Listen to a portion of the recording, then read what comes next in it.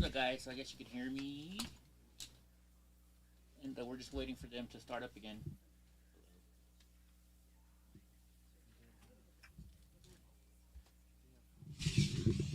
I don't know if you guys can hear this or not, but we're just waiting for them to come back. Yeah, you can. All right. We're just waiting for them to go live again. We're just waiting.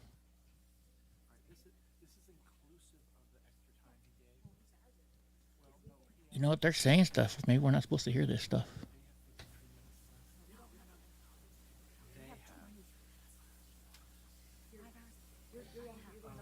You hear that? They have a hot mic, and they don't know it.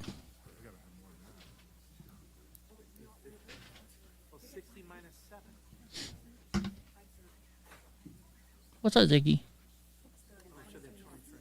It's only coming out of my right ear.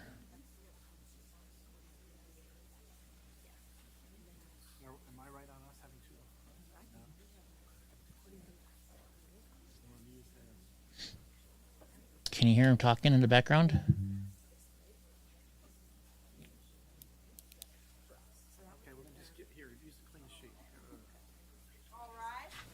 Okay, here comes the judge. I heard him say, "All rise." Please be seated.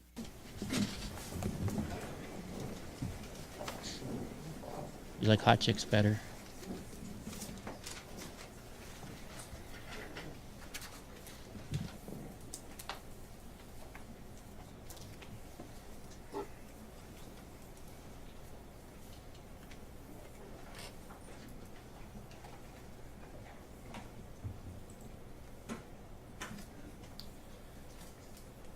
Right, this is CV 2022-095-403. This is Lake versus Hobbs et al. Present for the record are the parties or their representatives and their respective counsel. I believe we're proceeding with the presentation of the defendant's case. Your next witness would be? Your Honor, our next witness is Ray Valenzuela. Thank you. Your Honor, as we get started, can we get a time check? I've got our calculation, but just want to know where we are. Tell me what you've got, Mr. I have 25 minutes remaining for plaintiffs, 2 hours, 24 minutes remaining for defendants combined. Okay, so where does that stack up with your count? Your Honor, we have 33 minutes remaining. Okay. But we don't want See how we're calculating objections. We don't want to dispute whatever the court wants to do. 33 minutes is fine. Okay. Mr. Valenzuela, step over here, sir. Raise your right hand and be sworn.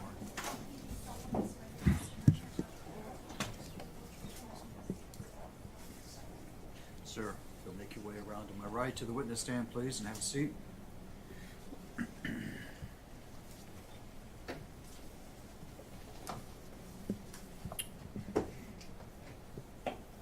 Proceed as soon as you're ready. Hello again, Andy. Your Honor. Good afternoon, Mr. Valenzuela. Can you please state your name for the record? Reynaldo Valenzuela. Can you describe your current employment, please? I am the co-elections director of Maricopa County Elections Department, overseeing early voting and election services. Did you have other positions with the Maricopa County Elections Department before you became the co-election director? Approximately 6 years ago, I was the elections director before the department had The. rearranged. What's up, Alyssa? And I also worked as assistant director That's next. for early voting and other positions for the last 32 years with Maricopa County Elections. All right, guys, Your I'm going to role go as back to doing my co-elections director, chores, what are your so I'm going to be quiet, but I will be responsibilities? listening on my phone. Overseeing primarily the early voting process, all of its departments as far as special election boards, mail-out balloting, and so on, and also candidate filing and campaign filing. Do you hold any professional certifications?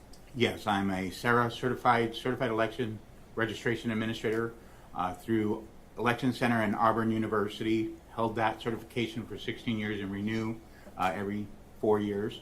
I'm also a certified election officer through the Arizona Secretary of State, and I've held that certification for 30 years, and it's renewed every 2 years.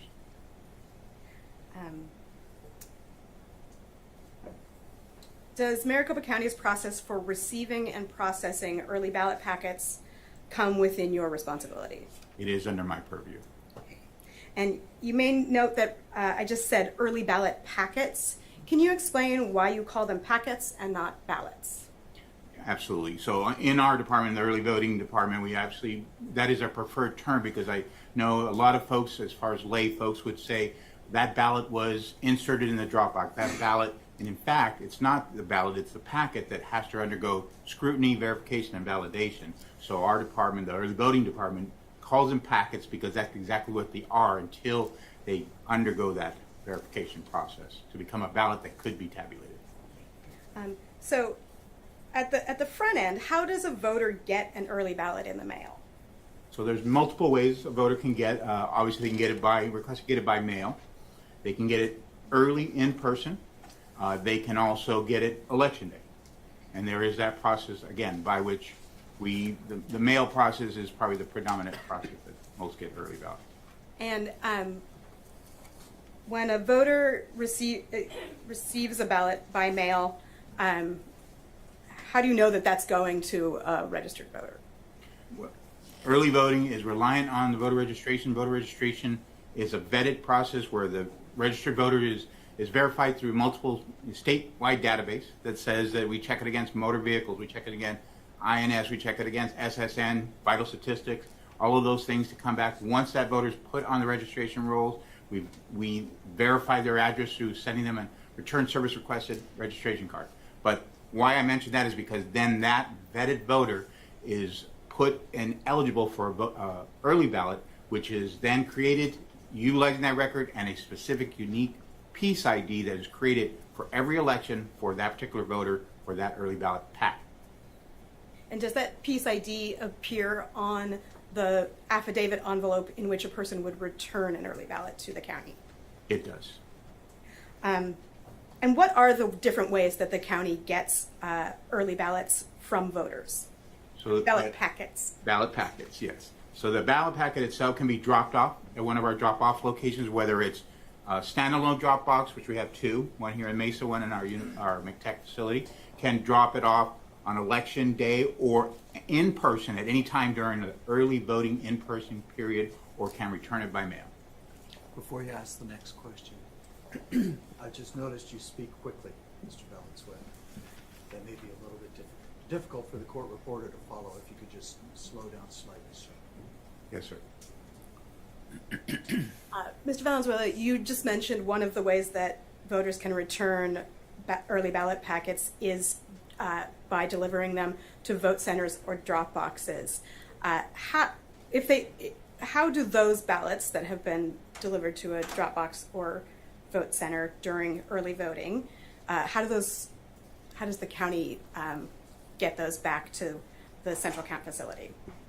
So we do have a courier process by which we assign two individuals of bipartisan differing parties, a DEM and a REP is specifically, and those individuals will visit the site, whether it be a standalone Dropbox, a city clerk that is assigned to be a Dropbox only, and or an early voting in-person site, and those couriers would present themselves. They would, those bipartisan couriers, to the clerk, city town clerk, or the inspector at the polling place or vote center, and that they would begin that process of emptying that sealed blue box that is present for collection of those ballots or packets.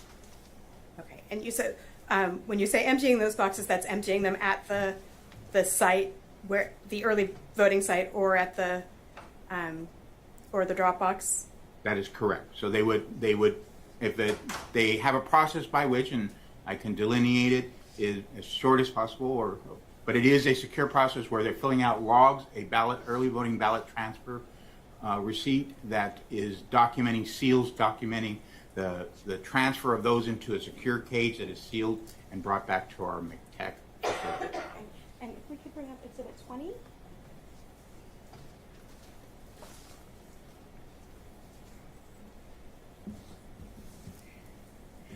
It seems like you may have anticipated my question. Is this document what you just described as the early voting transport statement? It is.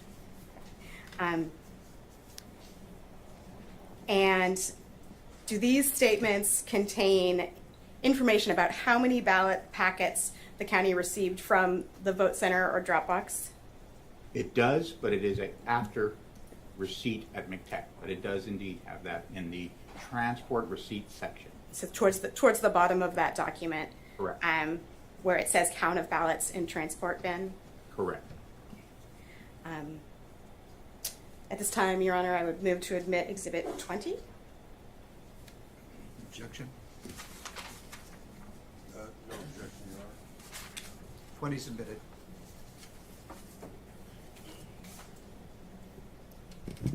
So I think we've gotten to the point where early ballots come back to the central count facility at the county. Where do they go next? So they go, this top part of the receipt, and it actually very clear is at location, is where they are basically just transferring those packets into a secure bin, sealing that, come to our McTech facility. Then we have 2 representatives, auditor boards, that are again made up of differing parties, a dem and a rep, that will take that and open that box and confirm and document on this bottom section, the transport receipt, all of the seals that were removed that are brought back to from the original blue box, the new seals that, or the red box seals, and also the new seals we put on the box that we just left.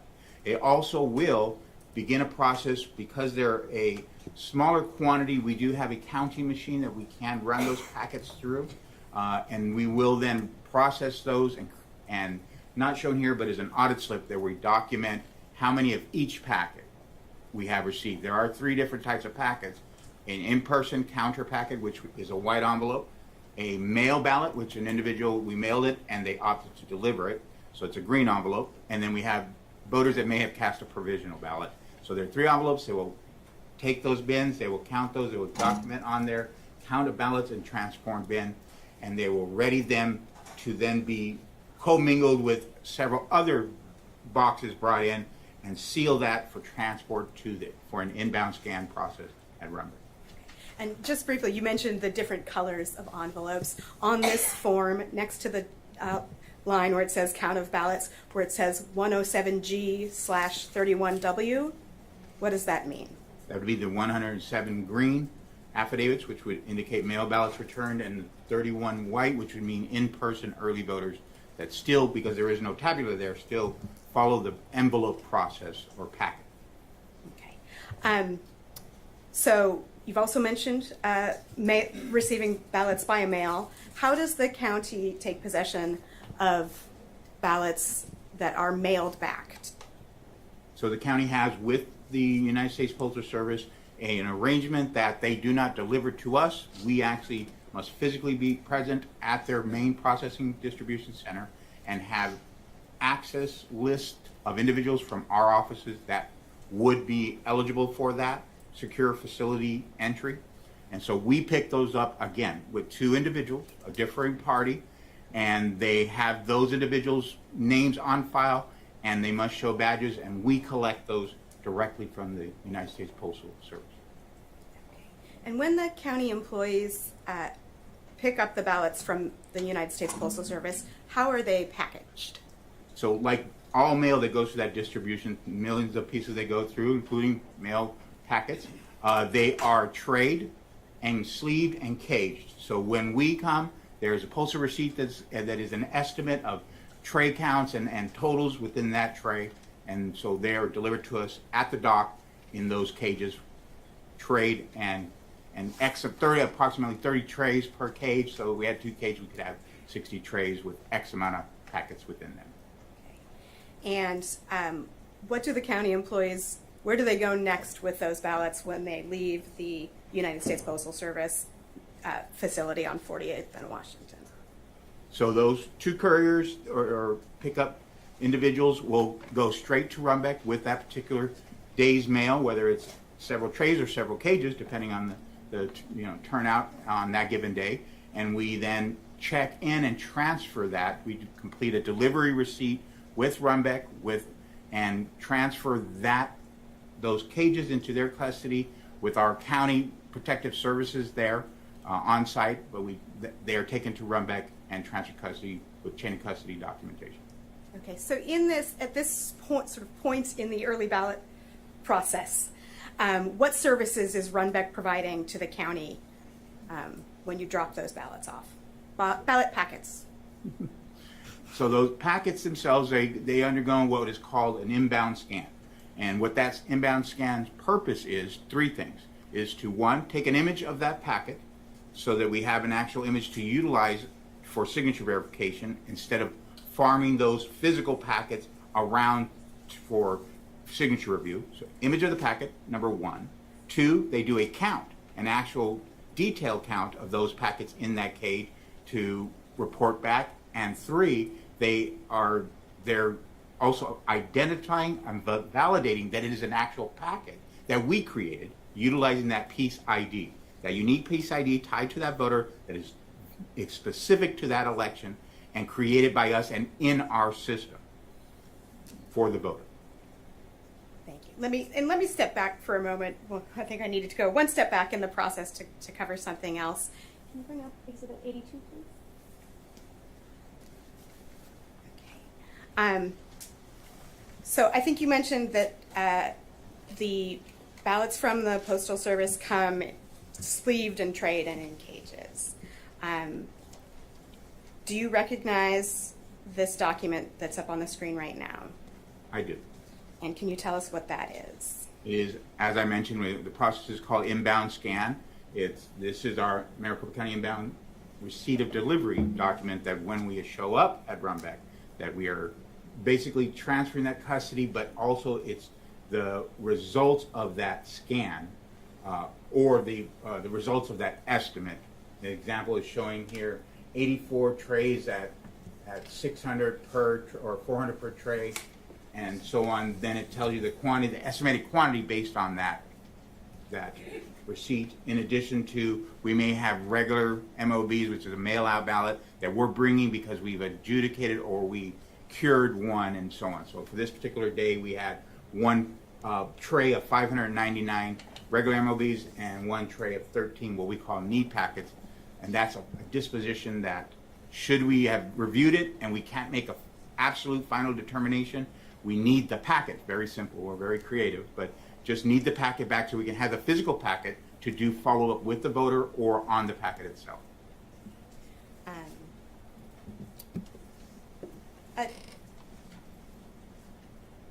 So we've mentioned that there are estimates when you receive the ballots from the USPS. Do you get an exact count of the ballots, the USPS ballots that are delivered to Runbeck when they scan them? Exactly. That is exactly the process, because there could be upwards of hundreds of thousands that we can't count them at the dock. So we accept the tray count, the estimated weight count, as the post office provides to all vendors that pick up, and we then take it to that next detailed inbound scan count to get the exacting amount.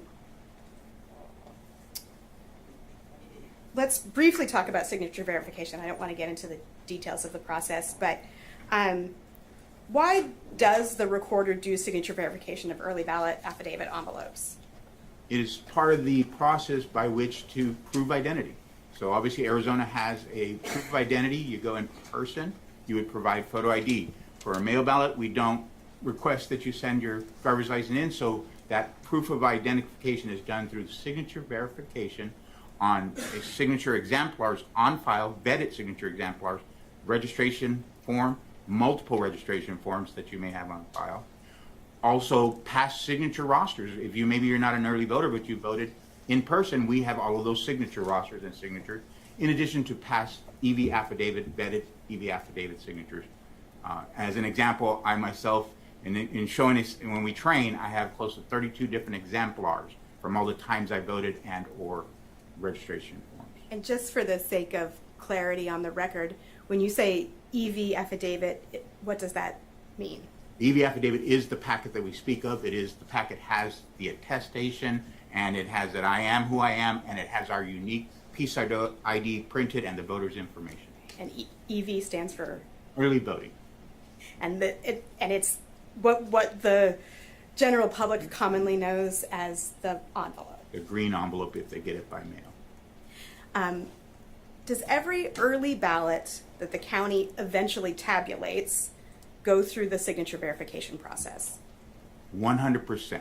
They cannot make it to the next phase. There's multiple bipartisan phases in between. They can't make it to the processing phase, made up of bipartisan boards who are auditing that tray report that says we've made these good, we've made these bad, we've made these need packet, whatever it may be, but the good six to get to tabulation must be signature verified. And I have a piece of housekeeping. I think I did not ask to move the admission of Exhibit 82. Your Honor, I would at this time move admission of that exhibit. No objection, Your Honor. 82 submitted. Has the county ever authorized Runbeck to allow its employees to deliver their own early ballot packets directly to Runbeck? No, And are you aware of Runbeck allowing its employees to do so in the past? no.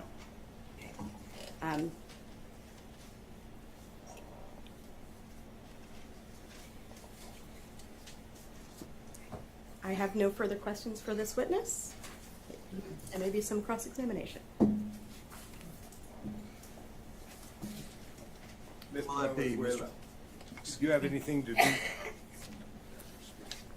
I was asking you who it would be.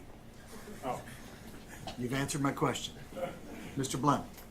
sorry, Your Honor. Mr. Valenzuela, isn't it true that no Maricopa County employees operate Runbeck equipment? No, correct. Okay. So isn't it true then that you farm out the counting of ballots to Runbeck on election day? We do not. You We do do not? not count ballots. They count packets. I think you just said you accept the mail, the U.S. Postal Service's weight receipt? We don't utilize that for a final count. You rely on Runbeck to run these through their machine and give you a count, isn't that correct? That is correct, of the packets. Okay. And the county does not run or operate Runbeck? It is a certified vendor that we have contract with. Okay. And Exhibit 80, that's just an inbound receipt of estimates, is that correct? I'm sorry, you turn The inbound receipt of estimates, that's just an estimate, correct? for the Exhibit 80? USPS packets. Who created Exhibit 80? Hold on. Objection. I think Mr. Blum is citing the wrong exhibit number. Oh, I'm sorry. The inbound receipt, the last one that was received. The It's inbound 82. receipt, 82. 82. Who created that document? The format of the document, Who made the document? Who signs the document? well, signs the document, it's shared between Shared. Runbeck and a county employee that concurred. So it shows, does it not, that you are turning over ballots to Runbeck, correct? We're turning packets over. Packets. You have no idea exactly how many you're turning over, correct? We have an estimate, but we rely on that count, that certified vendor to do that. All right. kind of Why do we count. use chain of custody documents that show the details of how many ballots we have? Objection. When you count ballots, you put them on a chain of custody form, correct? Wait a During second. EVBTS process? Objection. This calling for speculation, lack of foundation. Speculation. Hold on, wait. Let me rule. I'm just gonna ask a different question, all right, because I'm. Okay, withdrawn? EVBTS documents that you testified about and we just admitted into evidence. Those contain counts, do they not? They do. Of the number of ballots that were brought back. Why do we do that? The number of ballots that are delivered and the number of estimated in some cases. Why do we do that? Why do we provide that? Yes. So that we have a basis to reconcile to some degree. Okay. Isn't it so that we know exactly how many ballots were injected into the system at each point in the process? It is not, because It we is don't not. have that Okay. at the post office level. We As you won't- sat here, you just testified. Hold on, wait a Mr. second. Val- Just a second. Let him finish answering. We only have one person speaking at a time, please. Okay? Sure. For the sake of my court reporter, okay, the record will look, if you've ever read a transcript, it has a bunch of dashes when people talk over themselves or each other. So please. And slowly. Mr. Valenzuela, you had absolutely no idea that Runbeck employees were allowed to inject ballots into the system, isn't that correct? I do not. I did not. You had no idea. And isn't it true that you had no idea because you do not keep adequate documentation with regards to the number of ballots you receive on election day and give to Runbeck? Yes or no? It's a simple question. Objection, Your Honor. What objection to what?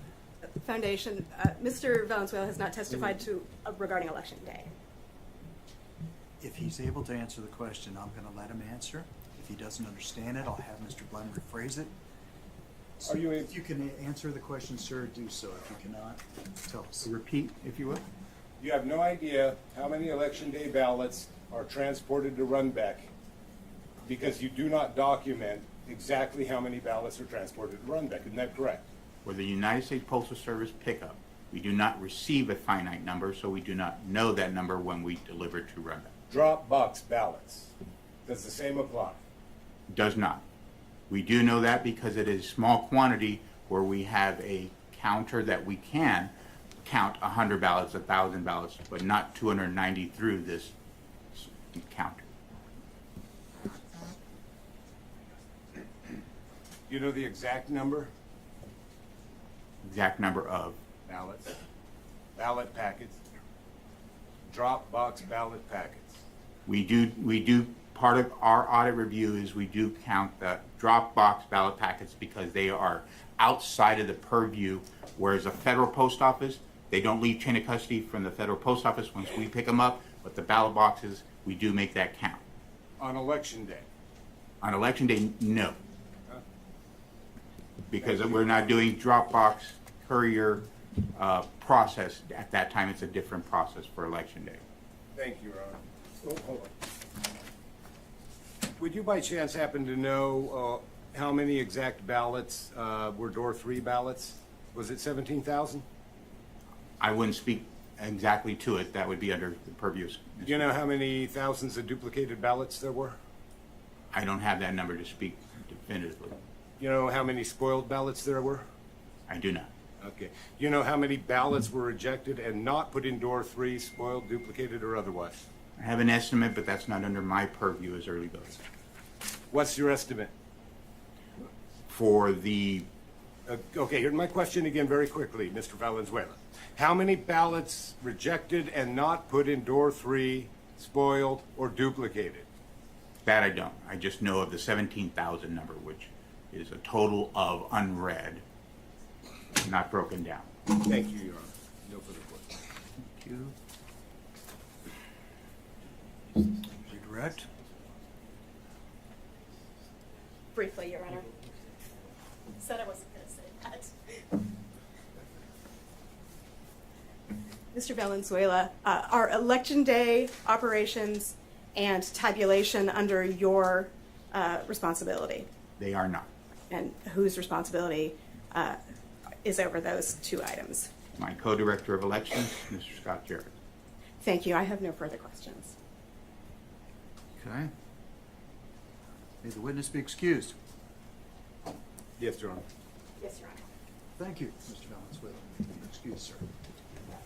The county's next witness, please. Your Honor, we call Scott Jarrett.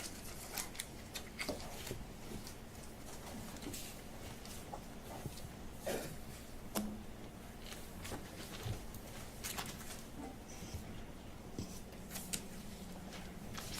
ahead and take the stand.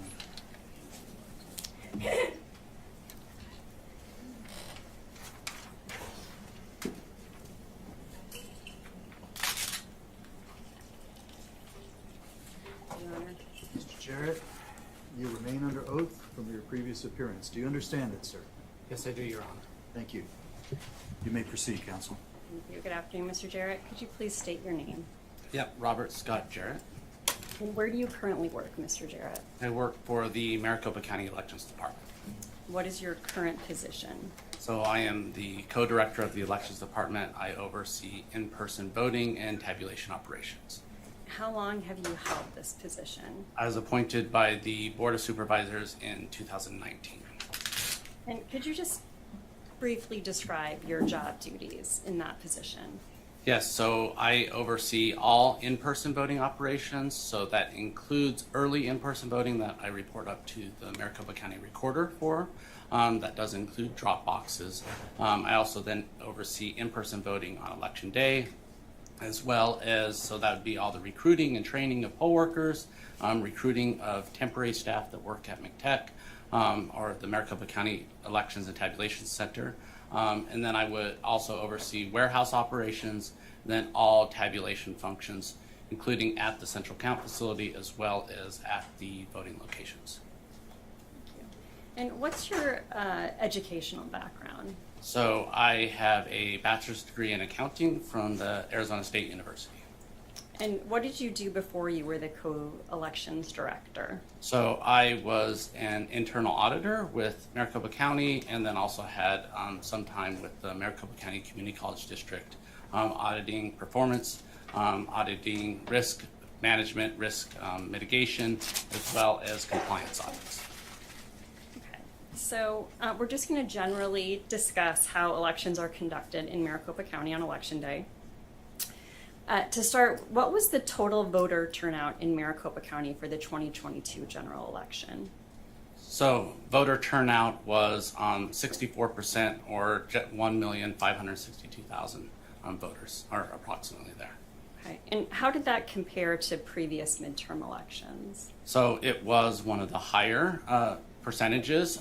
If you go back for several decades, all the way back to the 70s, it was actually the second highest as far as voter turnout. 2018 only exceeded it by a small percentage. And then even more recently, the average of the three midterm elections was about 54%, so that'd be 2018, 2014, and then 2010. So turnout in 2022 was about 10 percentage points higher. So we've talked about vote centers. Just briefly explain how the vote center model works. Yes, so a vote center model works is it allows a voter to vote at any location that Maricopa County is offering. We offered 223 vote centers in the 2022 November general election. That was an increase over the August primary, which we had 210. And it was also an increase over 2020, which we had 175 vote centers. So we're able to offer that option through our Sitebook check-in station.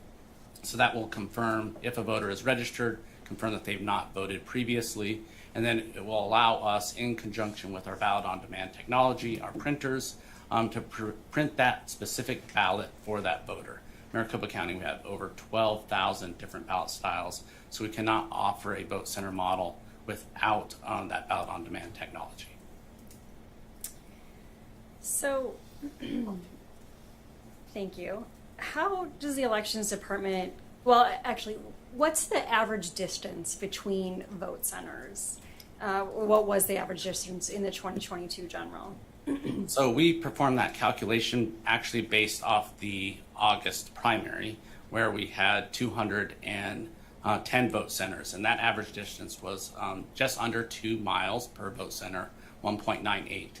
We did add then those 13 additional vote centers for the general election. So that actually distance would be smaller, but I don't have that specific calculation.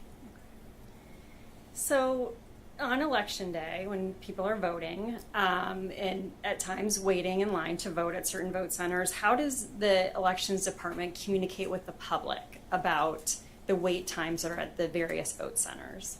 So when we're tracking this information through our site books, our poll workers are going and gathering the number of voters in line, and they will go count all the way to the end of those lines. They report that back to us through that site book. Then we post that information onto our website.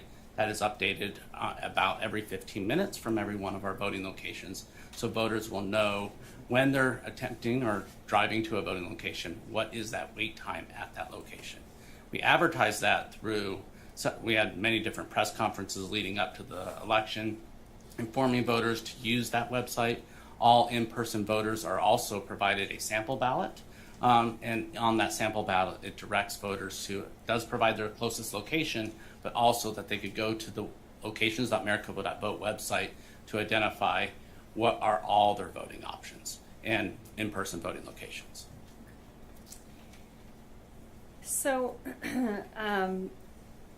based on Maricopa County's calculations, well, let's start with you. You heard Dr. Mayer's testimony earlier today regarding his analysis of wait times. Is that right? That's correct. And did you agree with his description of the way that Maricopa County makes that calculation? So we make our calculation based off of how many voters are in line and how quickly they're able to check in to those voting locations. So that is how long it's taking them from the end of the line to be able to check in to then receive their ballot.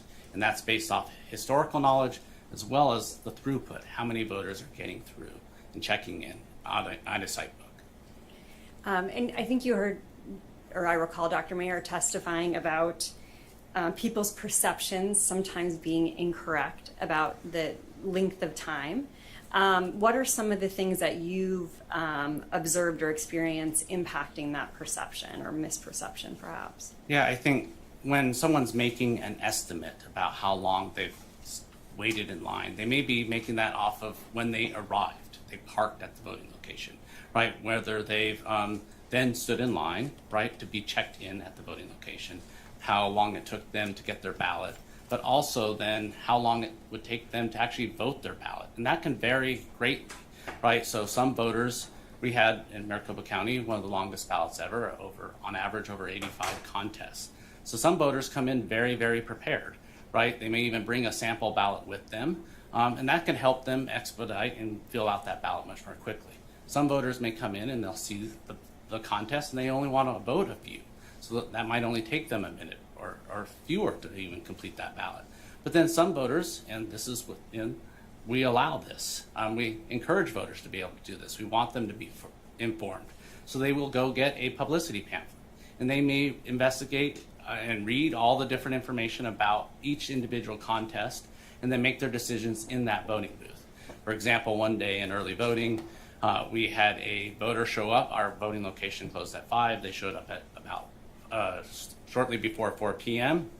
And that voter didn't end up leaving the voting booth until close to 7 p.m. So they did not wait in any line to check in. They did not wait in any line to get their ballot printed out of that on-demand printer, but they spent several hours in the voting booth completing their ballot, then to put that into an affidavit envelope to be returned to the elections department. So when the voters calculate the time that they spent voting, it's all based on some of their choices, their own choices that they make, and how long they're going to complete their ballot, or whether they're going to put their ballot into a tabulator or drop it into door number 3, a secure ballot box.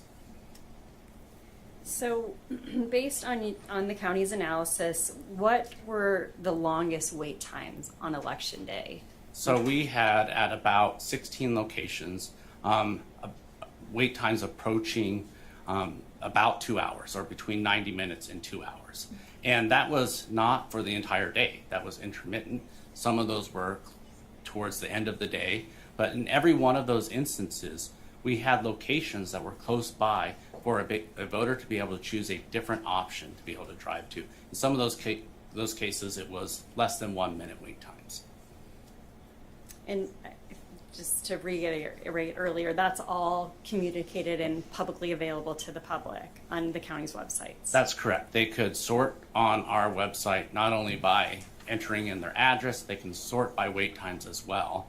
And we had more than 85% of our voting locations on election day never had a wait time in excess of 45 minutes. And it was, I believe it was over 160 locations never had a wait time over 30 minutes. So this information that you just provided, was this part of the analysis that was provided in the report to the Attorney General that was discussed yesterday? Yes, that's correct. So I drafted that report. It was based off of all the information that we had, the data that we had in the Maricopa County Elections Department, so every aspect of that. And with regarding to wait times, it's based off that very systematic approach of how we train voters, or how we train our poll workers to enter that data based on the number of voters in line. So is it your belief that the information in that report was accurate and correct? That's correct. I believe that it was accurate, and what I communicated to the Attorney General through that report was done with integrity and was accurate. Okay, so let's move on to actually Election Day. And you talked about the ballot on demand printers, and you discussed that more than 12,000 ballot styles Maricopa County has, and that's why those ballot on demand printers are required, right? That's correct. Okay. On Election Day in 2022, were there issues with some of the county's ballot on demand printers? Yes, there were some issues with some of our printers. And can you describe what those issues were? So we are in the middle of our root cause analysis still on this, but we have identified a few items that contributed to the printer issues. The first was our, and what we would have our smaller printers, OT printer, and that was, it was not printing ballot timing marks on the back of the timing mark dark enough, or some of them were speckled. And that was due to what we identified was the printer settings or the heat settings on a fuser. And we needed to adjust those printer settings to all be consistent at the highest heat setting. Now, we had used these heat settings for prior elections in 2020 as well as the August 2022 primary, the exact same heat settings. We had gone through stress testing and identified that this was not an issue or was not identified through that testing. But on Election Day, we identified that due to the variance and the number of ballots being printed through, along with the affidavit envelope as well as the control slip, we needed to change those heat settings to be consistent for all three types of items being printed from those printers to be at the highest heat setting or the heavy heat setting. A few of the other items that we've identified, though, as far as our ballot on demand printers, we did identify 3 different locations that had a fit to paper setting that was adjusted on Election Day. So those were at our Journey Church in a North Glendale, Peoria area. That had about 200 or a little over 200 ballots had that setting on it out of about 1,500 ballots voted at that voting location. That'd be the same with our Gateway Fellowship Church, which is in a East Mesa voting location. That had about 900 ballots out of just shy of 2,000 ballots voted at that voting location. And then we had a LDS Church, Lakeshore, in the heart of Tempe, that had about 60 ballots out of 1,500. So just shy of 1,300 ballots. And that was due to our temporary technicians, when they were trying to identify solutions on Election Day, adjusting a setting. Now, this was not direction that we provided from the Maricopa County Elections Department, but adjusting that setting to a fit-to-paper setting. And that was one of the vote centers that was reviewed in the inspection by the plaintiffs in this trial on Monday. So that... Or was that Tuesday? I forget the day. I've been working every day through the weekend. Right. So if I'm understanding you, on Election Day, when there was troubleshooting trying to identify this ballot on demand printer issue, one of the T-Techs or some of the T-Techs adjusted that setting, and that impacted some of the ballots that were cast at those 3 locations. Is that right? That's correct, and that was not a 19-inch ballot, right? When that happens, it's a 20-inch ballot, a definition of a 20-inch ballot that's loaded on the laptop that is connected to the ballot on demand printer that gets printed onto then a 20-inch piece of paper, but because of the fit to paper setting, it actually shrinks the size of that ballot. And then that ballot would not be tabulated on site at the voting location, and it also could not be tabulated on site at Central County. So if it couldn't be tabulated at the voting location and at Central Count through the regular tabulators, what happened to those ballots? So those ballots came back to the Central Count facility, and then we had hired duplication boards, a bipartisan team, Republicans and Democrats, to duplicate that ballot. So they first affix a marrying number to that ballot. So that would then be able to identify that ballot back to then the ballot that gets duplicated on site at the elections department. So we can marry those two up, and all the votes get transferred to the duplicated ballot that gets counted and tabulated. So ultimately, all of those ballots were tabulated. That's correct. So just to sort of close the loop on this, there were heat settings that have been identified so far in your investigation. There were the T-techs who had changed to the fit to page setting, and that impacted some of the ballots that were printed on election day. Were there any other issues that you discovered at this point that impacted the ability for some tabulators at vote centers to be able to read ballots that were cast on election day? Yeah, so there's a few other instances that we've identified. One is the use of a very thin writing utensil, such as a ballpoint pen, and then voters using check marks or X's. And that is because our precinct-based tabulators, our vote center tabulators that are on site, they cannot read an ambiguous mark, right? So if a voter has an ambiguous mark on their ballot, the tabulator alerts the voter there is an ambiguous mark, right? And then that voter was given the option to either spoil that ballot and vote a new ballot, or to put that ballot into the secure door number 3, the drop box. So then that can be then returned to the elections department and duplicated. So we did identify about 10% of those door number 3 ballots were the cause of having an ambiguous mark on the ballot. We also did identify in our door number 3 as well some early ballots that were inserted into that. So that is an indication that a voter took their early ballot out of the affidavit envelope, attempted to insert those into the vote center tabulator, which is not unusual. That happens every election. We also identified a few provisional ballots as well. So that's when a voter would be issued a provisional ballot on site. They take it out of the envelope and then attempt to insert that into the tabulator as well.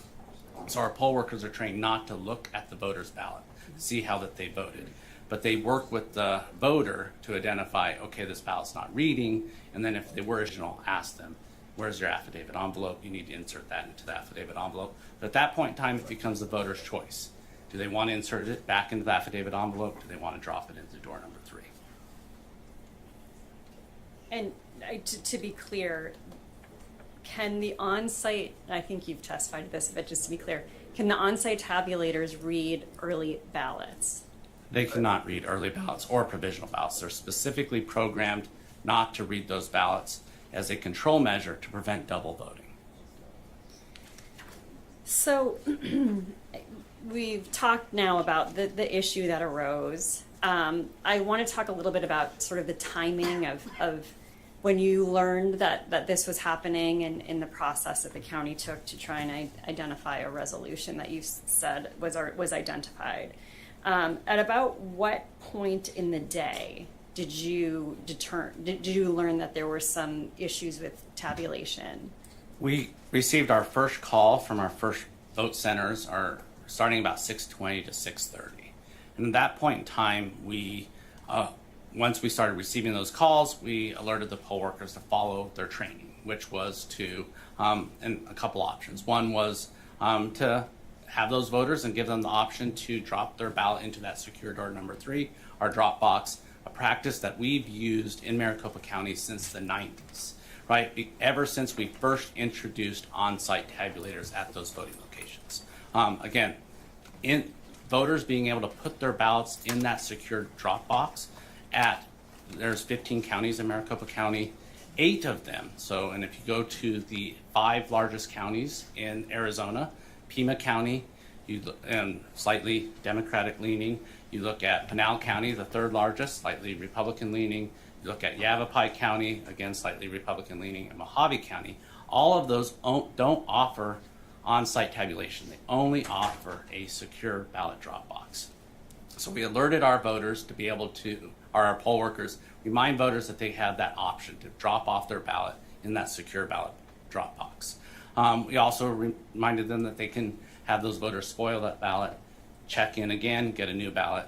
And then we also had implemented a cleaning procedure for this election for our troubleshooters. And so we had some of our troubleshooters start cleaning those precinct-based tabulators. So that was right away at about that 6:20 to 6:30 point. We also deployed T-techs, or technicians, out into the field. We had over 90 of them deployed on election day, and they started investigating and troubleshooting the issue.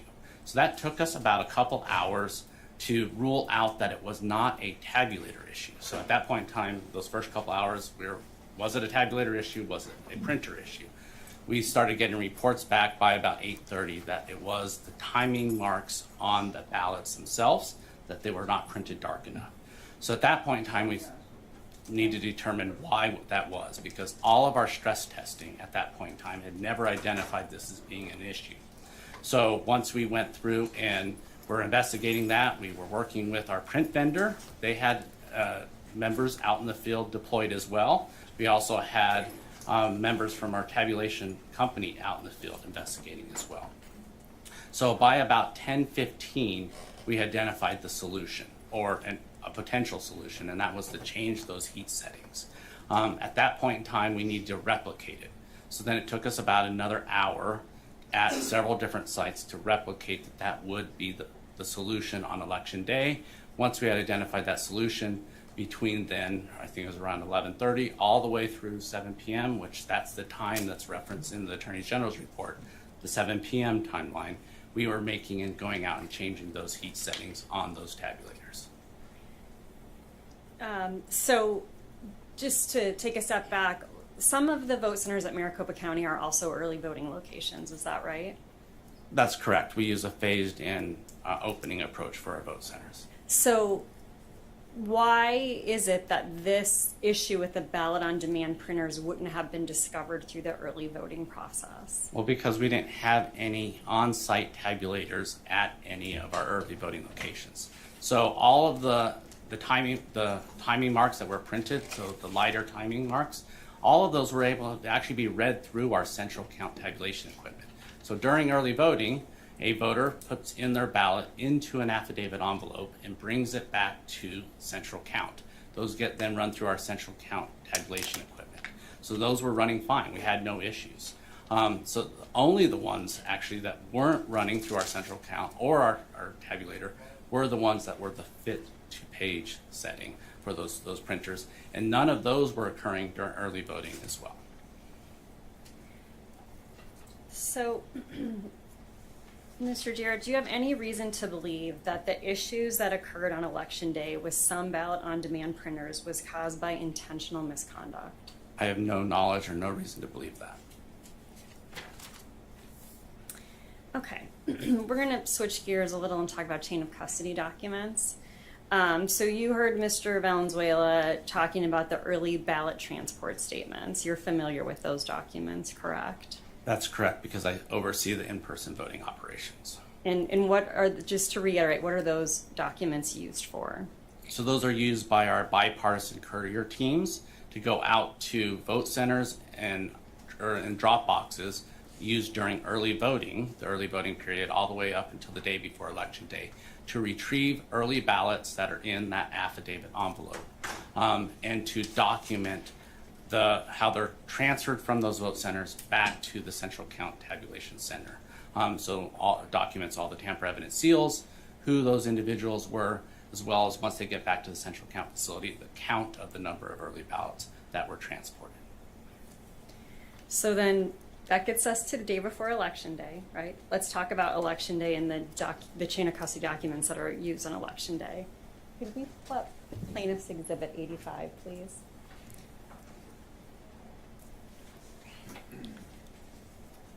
So I believe, Your Honor, that this has already been admitted into evidence.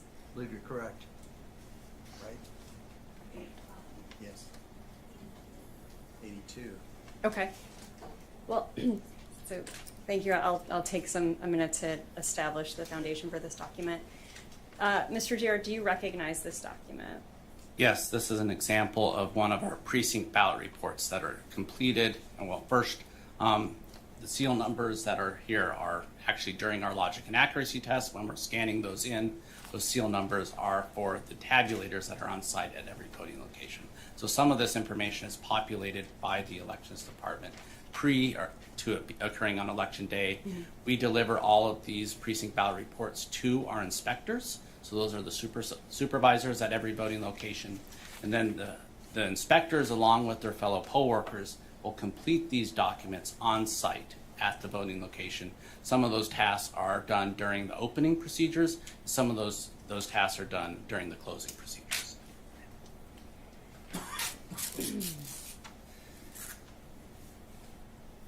So let's walk through section by section what's on here.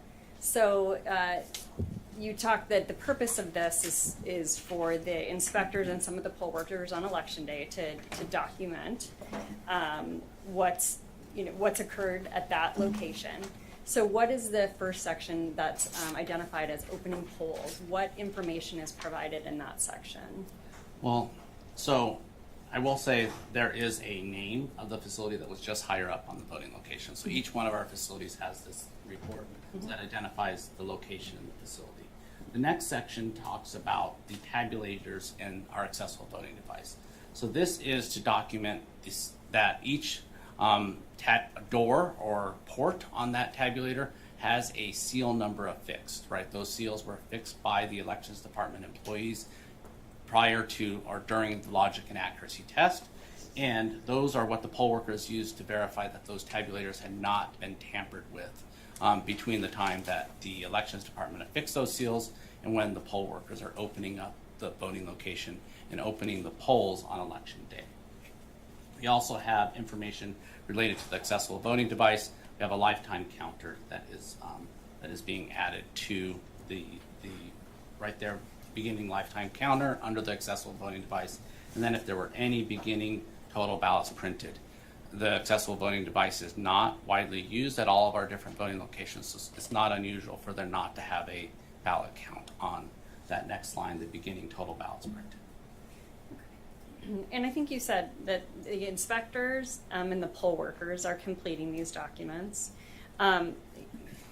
What, just briefly, kind of training do the inspectors get prior to having that role at the vote centers on election day? So we go into in-depth, in-person training on this form for all of our poll workers on how to complete this, not only our inspectors, but it's covered through a PowerPoint presentation that goes through what are their responsibilities. We also provide a training manual that details exactly how this form should be completed.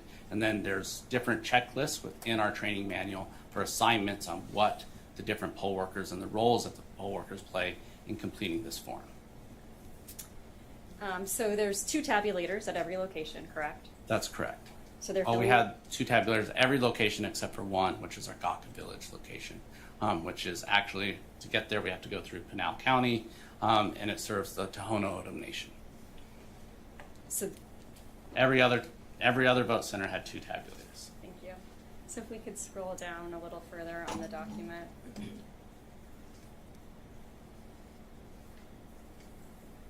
So let's talk about the closing polls section in the middle. What information is provided in that section, and when is that? Well, let's start with what information is provided. So at the end of the night, after the polls have closed, all voters have finished voting and left the voting location. The poll workers start their closing operations, and then they start getting and compiling some information. Some of that information comes from the tabulators themselves. So that's what we see the ballot count on tabulator screen. So there's the 2 different tabulators, so then they'll log how many ballots were counted on each tabulator. They'll then check off as they're performing some specific tasks, whether they've removed the memory cards. So those memory cards are what are going to be read in on election night to report results. So they're going to be removing those. They're going to be taking off a tamper evidence seal. They're actually going to be affixing that tamper evidence seal to the back of this form. And then they're going to then take those memory cards, put them into what we call a bubble pack. That's going to be in a container so that those memory cards can be securely and safely transported back from the voting locations. After both memory cards from the 2 different tabulators on site are in those bubble packs, those are then affixed with a tamper evidence seal as well, which is logged here as well.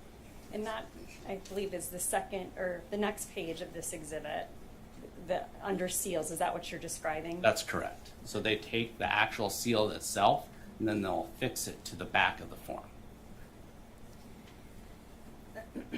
So let's then move down to the bottom section, it says security seals. What information is being provided in that section? So here is where we're documenting the chain of custody of items being returned back from the voting location. So if they have a black bag, so those black canvas bags, those are what the poll workers use to return the voted ballots. So those live loose ballots that are not in an affidavit envelope. So they'll put those in a black canvas bag, then they'll affix a tamper evidence seal to those bags, and they'll log that information here. Now, every voting location has 2 black bags that we issue to it. But sometimes the voters only use one of the precinct-based tabulators, so they only take out the ballots from one of those locations, put it into that black canvas bag, so there'll only be one seal that's logged. They're logging here. The other information here is a red box, or a red box seal. So those are the forms that are being returned to us from the voting location.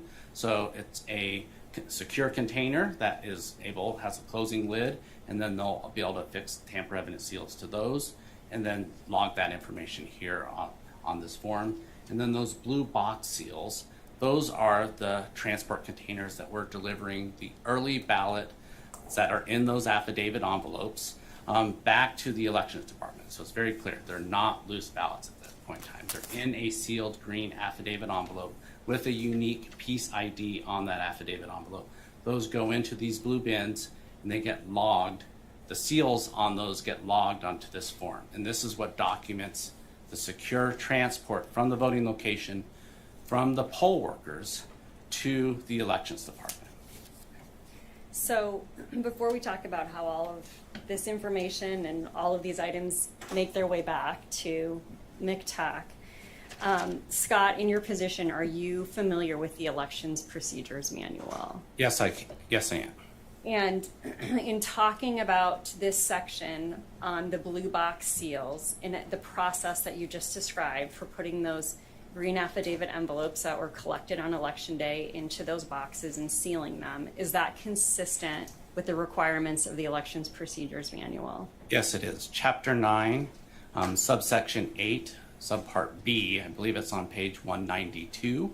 It describes that at the end that's closing procedures for our elections boards at our voting locations.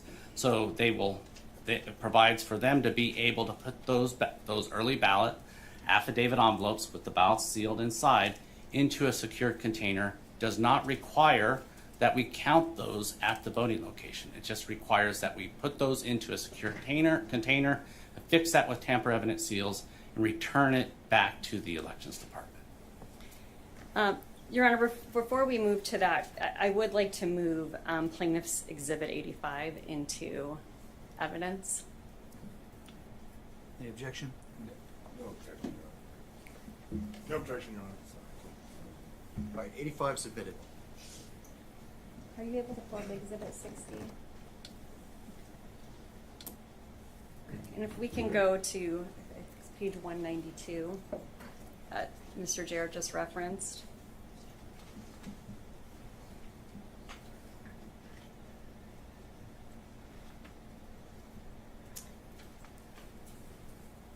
So, Mr. Jarrett, is this the section that you were referring to?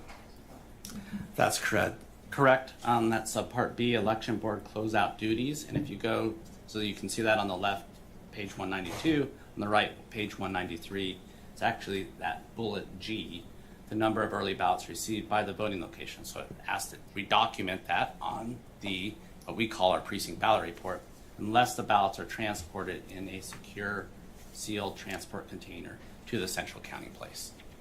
And that's the practice of Maricopa County. That's correct.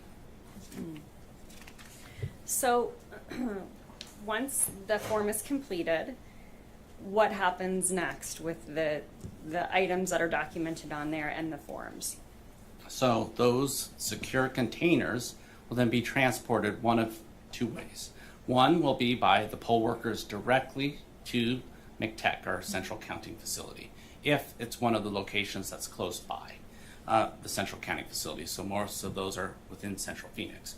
If it is a more remote location, then we set up a receiving site that has sheriff deputies on site. We have bipartisan teams. We have truck drivers at those voting locations So, and then those would be receiving sites where the poll workers then will deliver all the items, including the ballots, those loose ballots that are in a black canvas bag that are sealed, the memory cards, the red transport containers, and the blue transport containers. Once those arrive on site, we have bipartisan teams filling out chain of custody documents, receiving all of those items, so documenting them coming into that receiving site. We're also then, for the first time now, scanning those items. So all those tamper evidence seals have a little barcode that can be scanned. So we're scanning all of those items as they're coming in from the voting location to the receiving site. They get loaded up, so all of the different receiving sites that are close by. So if we have one like at Surprise City Hall, all the voting locations that are close by Surprise City Hall drive there, deliver their items. Those will then be escorted from 2 different patrol deputies from the Maricopa County Sheriff's Office, those trucks, all the way back to McTech. Once they arrive back at McTech, we're then scanning in all of those seals again, documenting that transfer of chain of custody from the truck drivers to McTech. Then once all of those seals are scanned, then for those early ballots that are in those blue transport containers, we send them through our bipartisan teams, which we call our blue line. So that's where those seals will finally be broken once they get to the elections department. And then we will begin sorting them. So what will be in there are green affidavit envelopes, so those would be any of the early ballot drop-offs. There could be some of those white envelopes, those counter ballots that were still there from the night before, so on that Monday, during emergency voting, if voters had participated. Or there could be provisional ballots in all of those. So that blue line team is now sorting those into different mail trays by ballot type. So, and then those will then be going into secure cages. So, and in those secure cages, we're able to estimate and provide an estimate of the number of ballots that are in each of those trays, as well as those secure cages. We then have a bipartisan team then in a truck deliver those to Runbeck on election night. We also employ a 2-member team at Runbeck. So when we are delivering that first ballot, those first ballots, those early ballots, again, in a green affidavit envelope, there's a team on site at Runbeck. One of them is a permanent employee. That permanent employee has a county-issued cell phone, so they can take pictures of forms that are being scanned through and counts and numbers, documenting the exact numbers that are being scanned in by Runbeck. We also had a temporary staff member that was appointed by the county chairman for the Republican Party that was also on site during this whole process. Those members are signing those inbound scan receipt forms. So as they're going through and being counted by those high capacity scanners, counting those green affidavit envelopes on election night, all the way through till the next day, which was not completed until actually 5 p.m. or just shortly after 5 p.m. They were scanning each one of those, and then they'd be able to scan them by ballot type. So here's the number of green affidavits that were in spec, right? So some of them are underweight. So we're even documenting how many of those ballots were underweight, how many of those ballots were overweight, how many of those ballots actually didn't have a valid ID number. Those are a voter returning to us in a green affidavit envelope their maybe primary ballot or their 2020 ballot. So, and we're documenting all of those. So once they're scanned in, we have a 1-for-1 tracking for every one of those affidavit envelopes. But we also have a total count. And we had a total count of 291,890 early ballots scanned in, and the elections department, with our vendor, best-in-class vendor, Runbeck, certified vendor, was performing those counts under the direct supervision and observation of Maricopa County employees. And we signed every single one of those inbound scan forms as they were coming in. They documented the start time of the scan, they documented the end time of the scan. That's how we maintain chain of custody for every one of those early ballots all the way through the process until we transferred it over to Runbeck. And then we had a 1-for-1, that piece ID on every affidavit envelope. So we would know if a ballot was inserted or rejected or lost in any one part of that process, we would know it. Thank you, Scott. So I just want to be clear on the numbers. So these 291,890 are the number of early ballot packets that came in on election night. Is that right? That's correct. So in earlier, Mr. Valenzuela talked about the need to use the high-speed scanners at Runback to be able to process a number that high. Is that correct?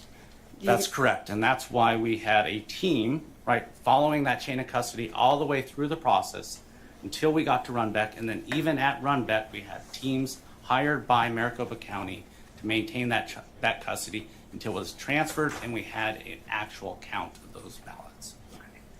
So could we pull up Defendant's Exhibit 33, please?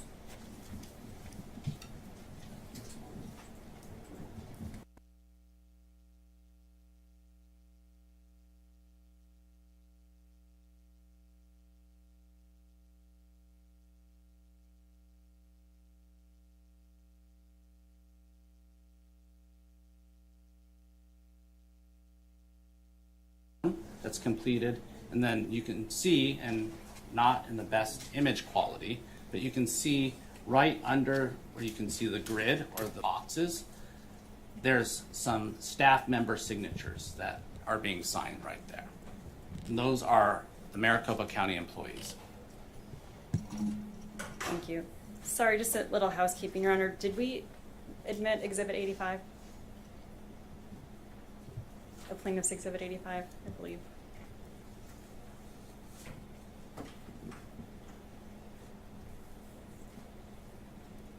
Today? Okay.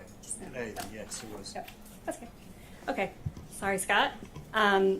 So we started, these are the ones that are used on election night, I believe you just said? That's correct. Okay, so let's talk about the information that's documented on here, starting at the top. So it will be identifying the date and the operator at Runbeck that's running their equipment, right? And then we have an election number that's assigned for every election. So that's documented at the very top of this. The next items are going to be the batch ID that's assigned by Runbeck. That's being scanned through their inbound scan equipment.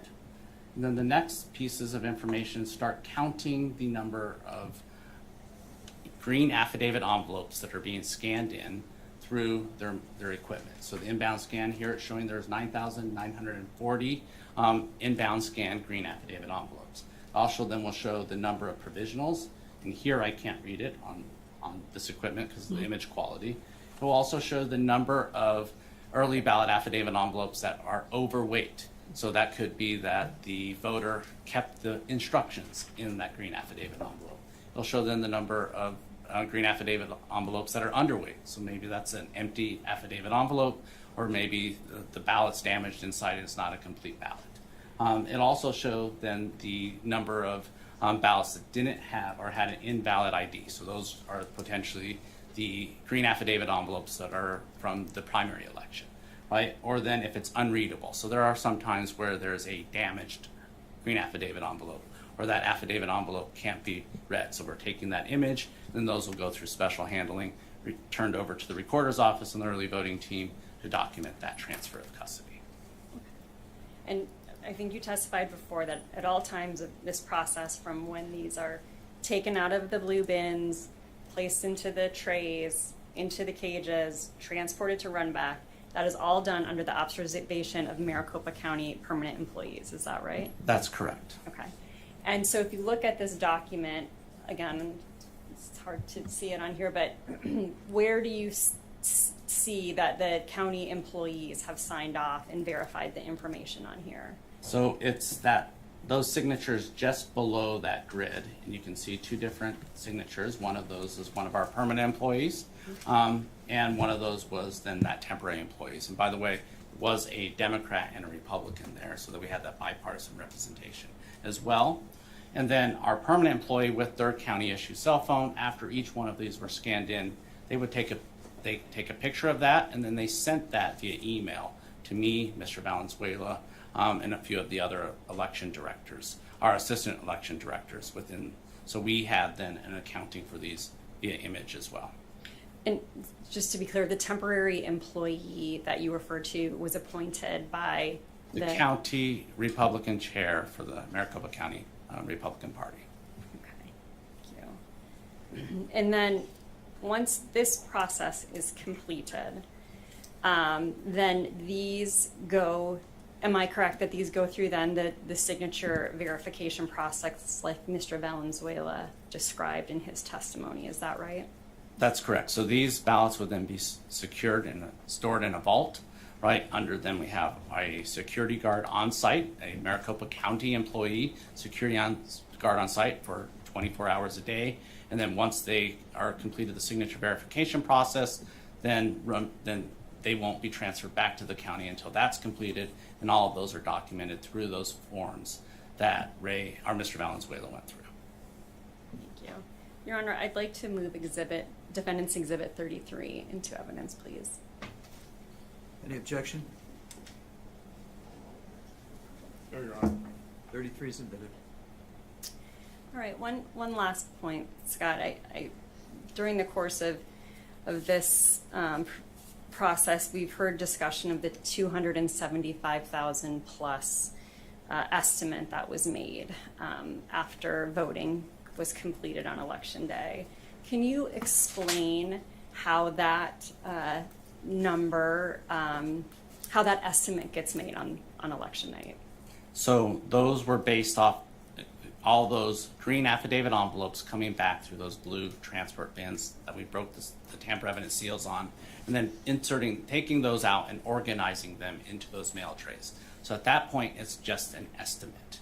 And so then Mr. Recorder, Richard, he made an estimate early in the day following Election Day on 11/9, the day after. We had not finished our scanning in process. That wasn't completed till much later in the evening, just shortly after 5 p.m., when we had that full accounting for all those 290,000 early ballots. So that estimate was released earlier in the day to just give an indication of there was going to be 275,000 plus early ballots that still needed to be counted. Thank you, Scott. One moment. All right. Thank you, Your Honor.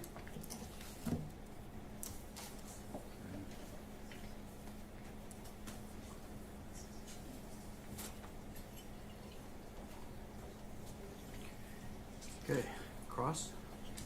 Yes, Your Honor. Mr. Jarrett, do you recall your testimony yesterday? Yes, I do. And yesterday you testified that a 19-inch ballot image being imprinted on a 20-inch ballot did not happen in the 2022 general election. Did you recall that? Yes, I recall that there was not a 19 ballot definition in the 2022 general election. But that wasn't my question, sir. I asked you specifically about a 19-inch ballot image being imprinted on a 20-inch piece of paper. So are you changing your testimony now with respect to that? No, I'm not. I don't know the exact measurements of a fit to paper printing. I know that it just creates a slightly smaller image of a 20-inch image on a 20-inch paper ballot. Slightly smaller image. How come you didn't mention that yesterday?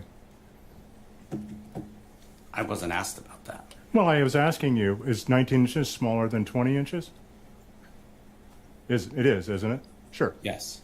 So when I said, asked you questions about a 19-inch ballot image being imprinted on a 20-inch piece of paper, and you denied that that happened in the 2022 general election, did you not think it would be relevant to say, hey, by the way, there was this print image issue that we discovered? Your Honor, I object. The counsel is misstating Mr. Jarrett's testimony from yesterday. Okay.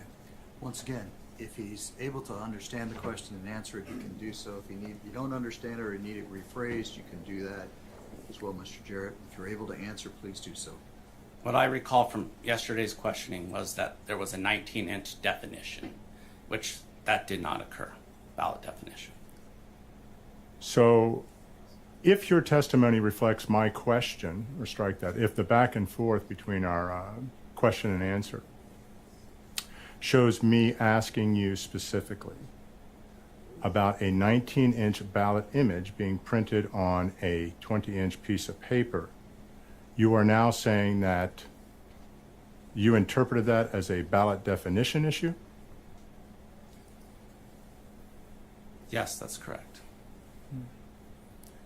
And you wouldn't think it would be relevant, even in that circumstance, to say, hey, we learned about this fit to print issue. Did you know about the fit? When did you learn about this fit to print issue? When we started doing the audit reconciliation of those door 3 ballots, we identified some of those ballots had then a fit to paper issue. And when was that? I don't remember the exact dates, but a few days after Election Day. And who told you about that? Our ballot tabulation team and our audit review team that was then doing the inspection of the door 3 ballots. So, and I believe your testimony was that you discovered this only in 3 vote center locations, correct? That's correct.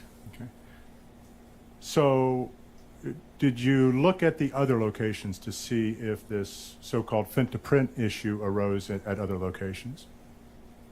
We looked at all the door 3 misread ballots that were in the secure door 3, and we didn't identify any of those that a fit to paper issue. Fit to paper issue. So if evidence showed up that there was a 19-inch ballot imprinted on a 20-inch piece of paper out of the Anthem location, that's not one of the locations that you identified, is it? I did not identify that from Anthem.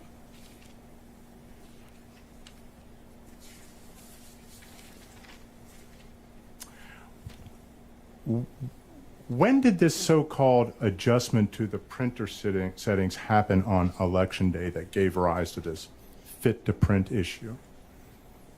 I don't have the specific time, but it was during the course of Election Day. And was this fit to print issue, how did those settings get changed?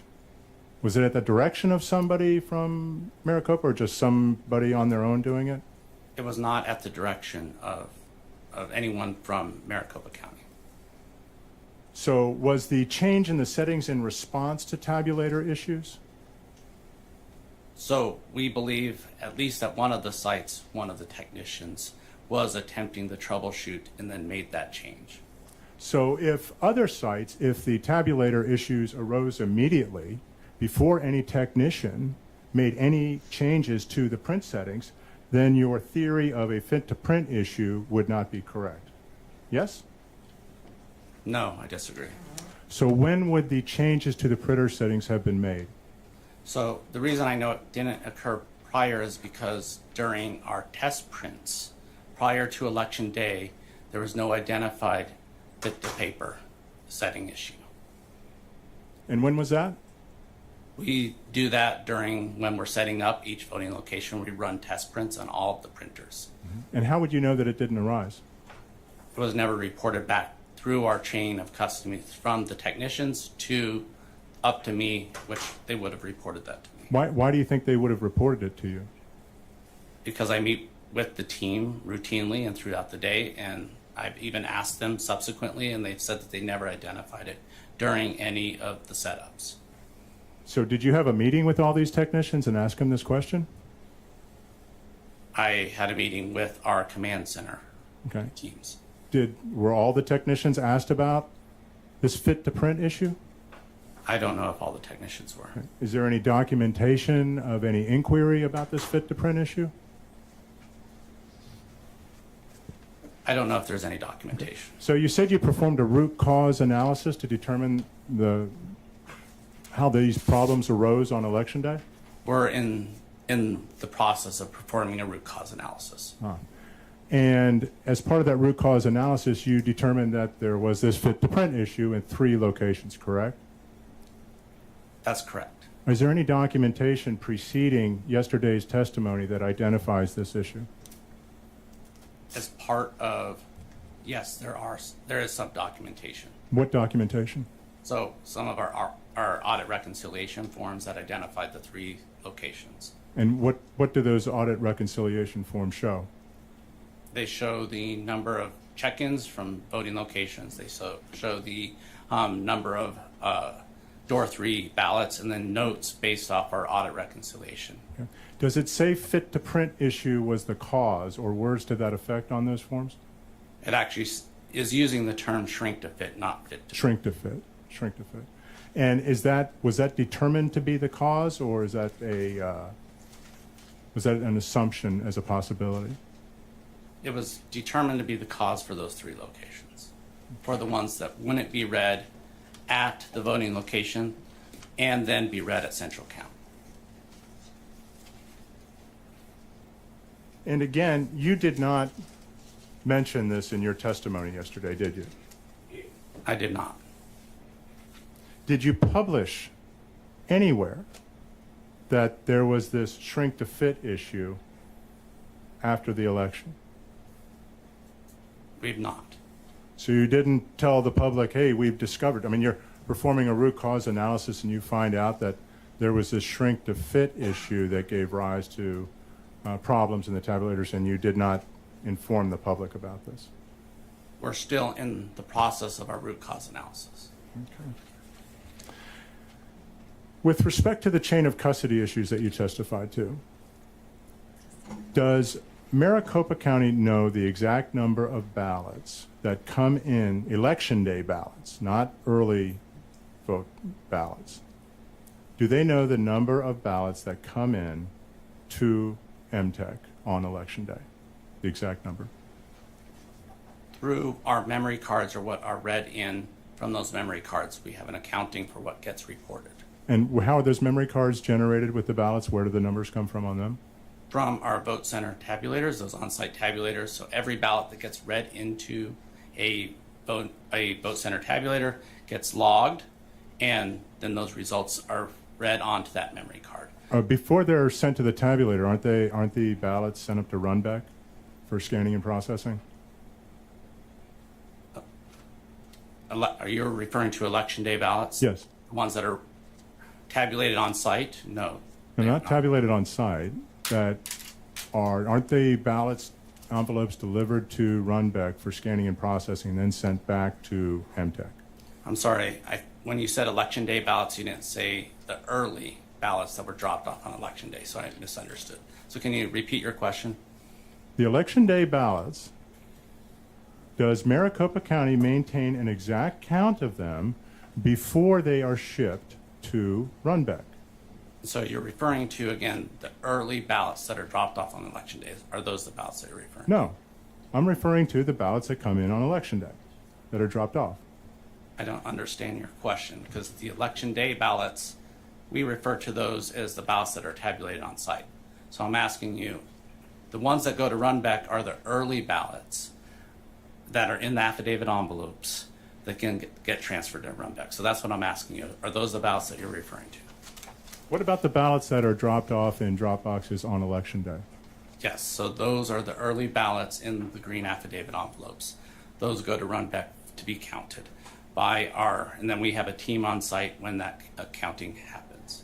So Maricopa does not maintain an exact count of those ballots prior to them being transferred to Runback? That's not true. You do? Because we have employees on site that entire time. On site where? At Runback. So why would somebody from MTech strike that?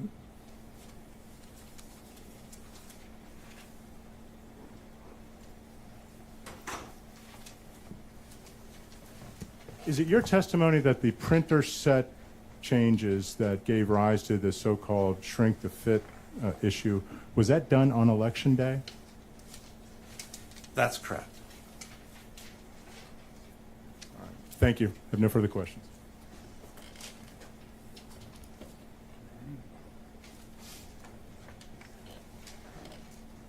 Thank you, Your Honor. I have just a couple of questions.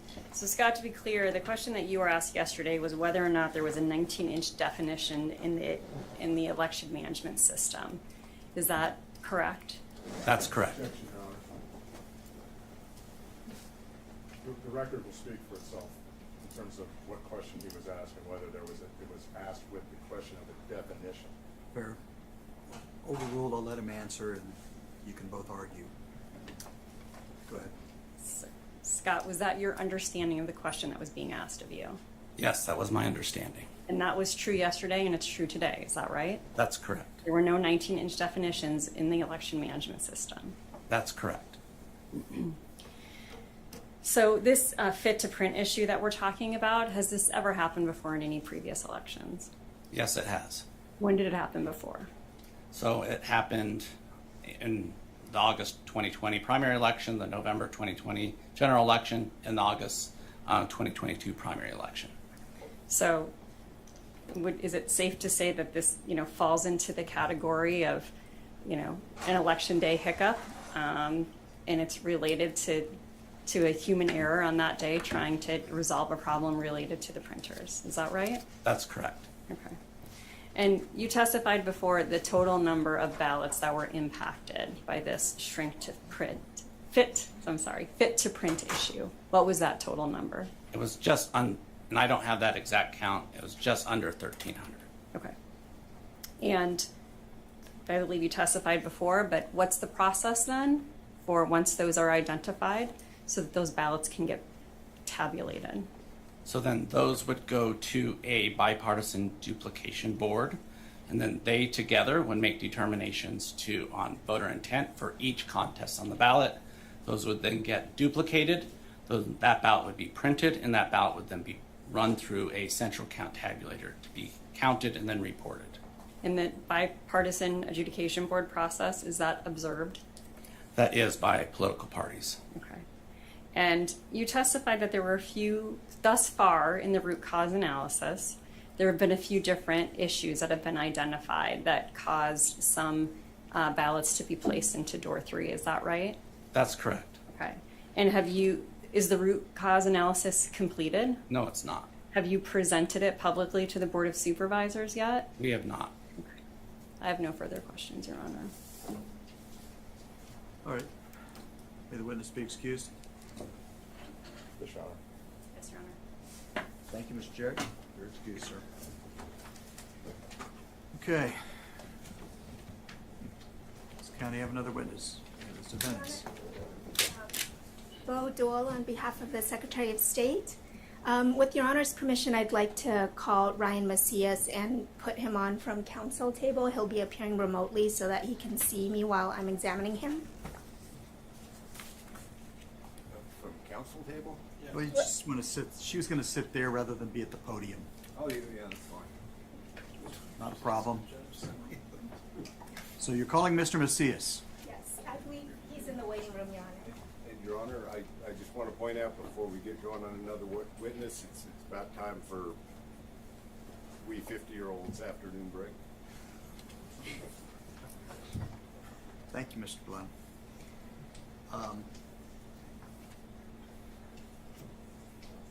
Whether in good shape or not on time, we'll take the 15 minutes right now. Thank you. So we'll come back here at 10 till. All right. Well, hold on a second.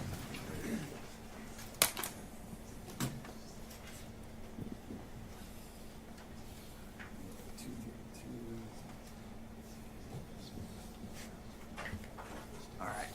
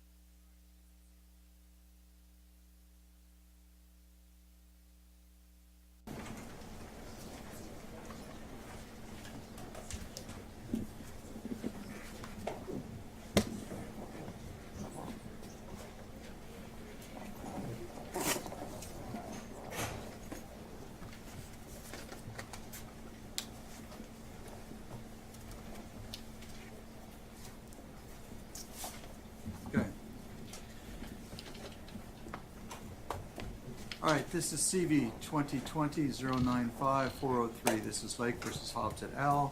We are continuing on the record, and we have the parties and the representatives present and their respective counsel.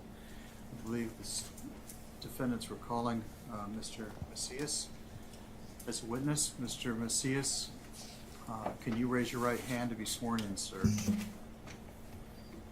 You do solemnly swear the testimony you're about to give will be the truth, the whole truth, and nothing but the truth, so help you God? I do. Thank you. Go ahead and proceed. Your Honor, before we get started, I just want to let Your Honor know for planning purposes that this will be the defense's last witness. Good afternoon, Mr. Macias. Please state your full name for the record. Ryan Macias. Thank you for being here, Mr. Macias. Will you please describe your current work and profession?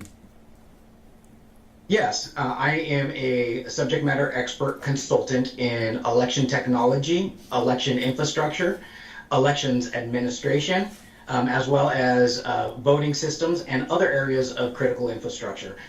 I have worked in the healthcare field, the space sector, information and communication technologies, and other areas of critical infrastructure as well.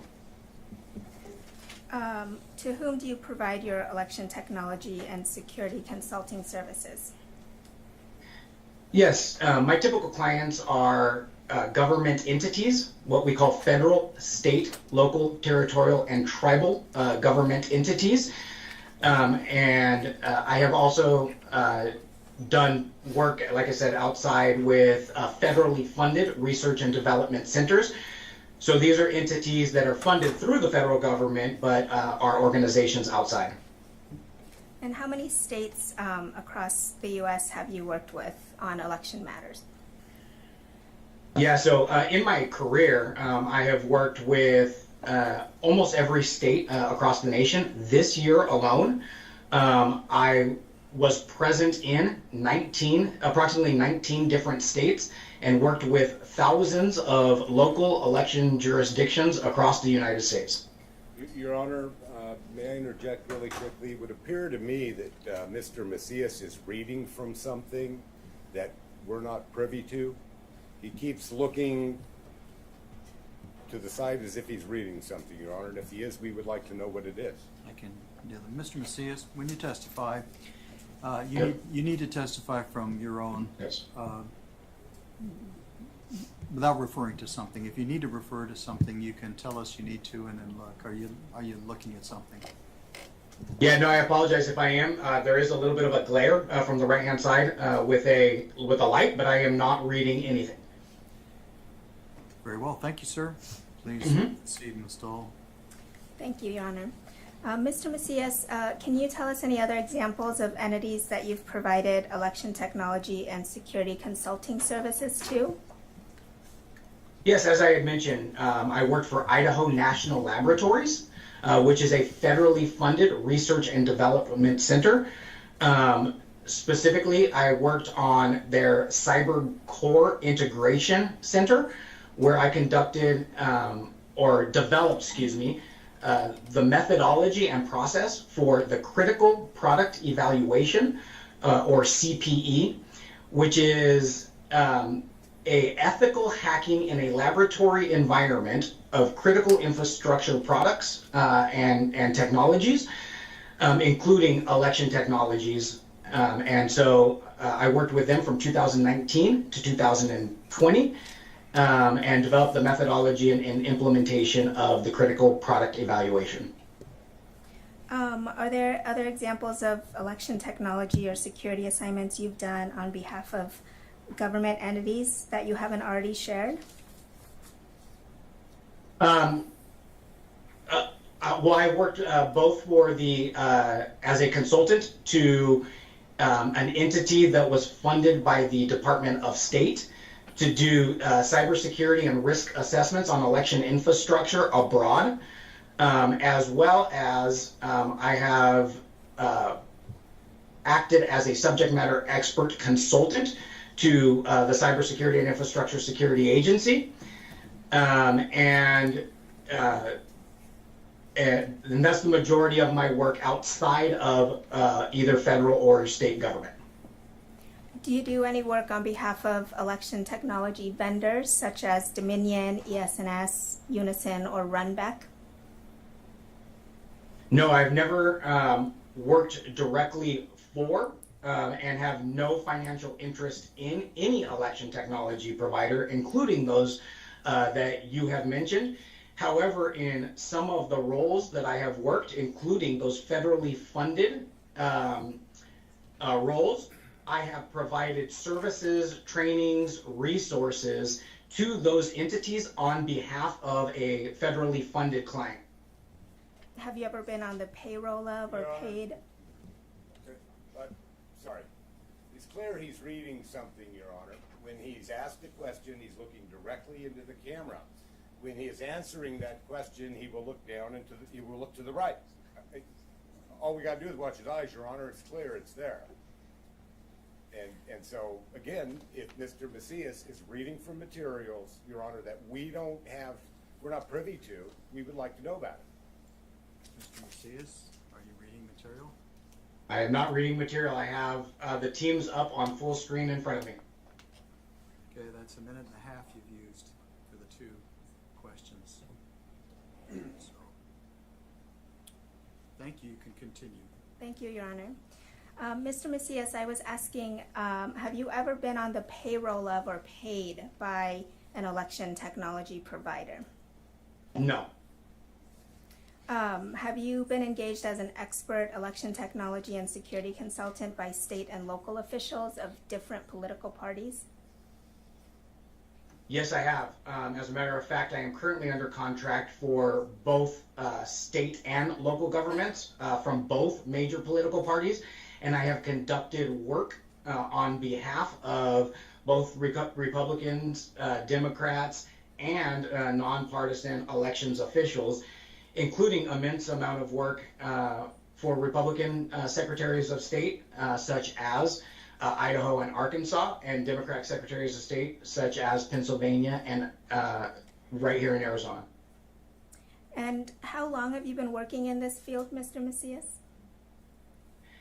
I've been working in this field for over 17 years, with 13 of those years working directly within federal or state government. Can you describe any election administration, technology, election security related roles you've had with the federal government? Yeah, with the federal government, from 2016 to 2019, I worked directly for the United States Elections Assistance Commission. This is the entity that was stood up by the Help America Vote Act of 2002.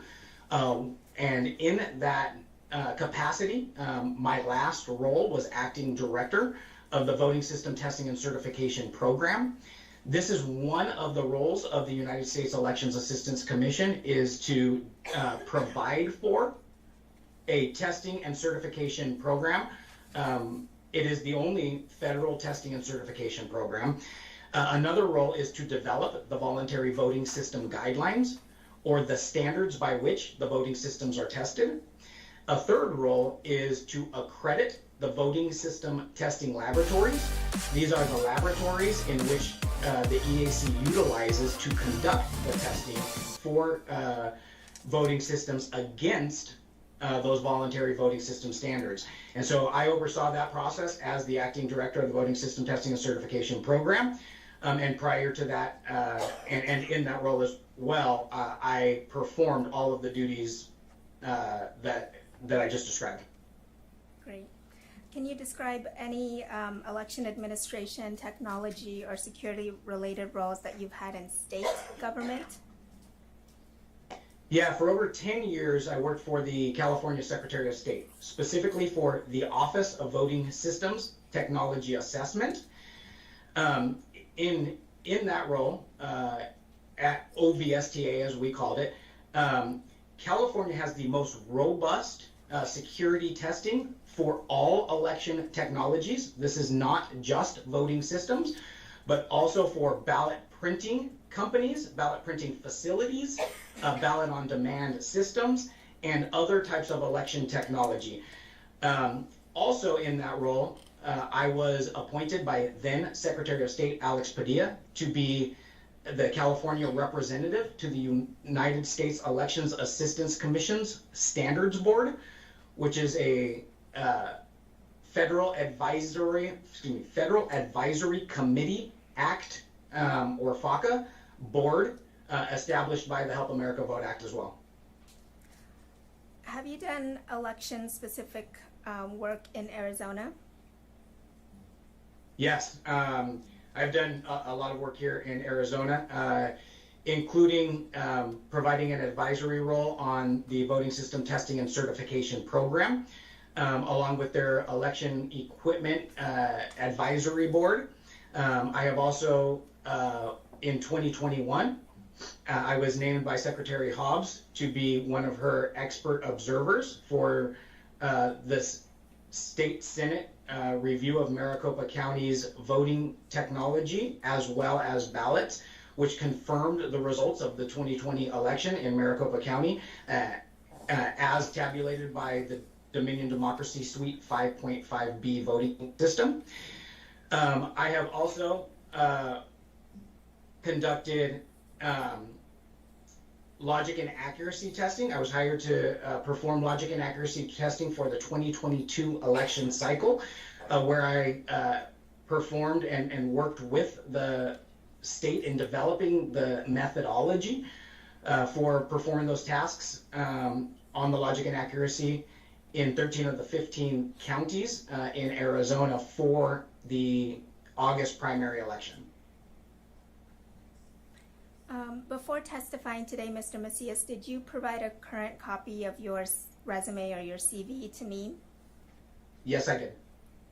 Can we pull up Exhibit 17?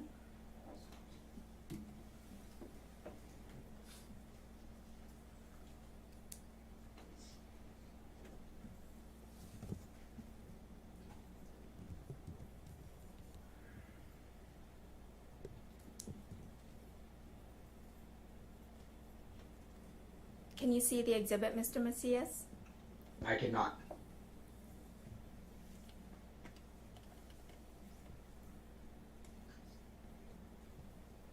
Yes, I can now.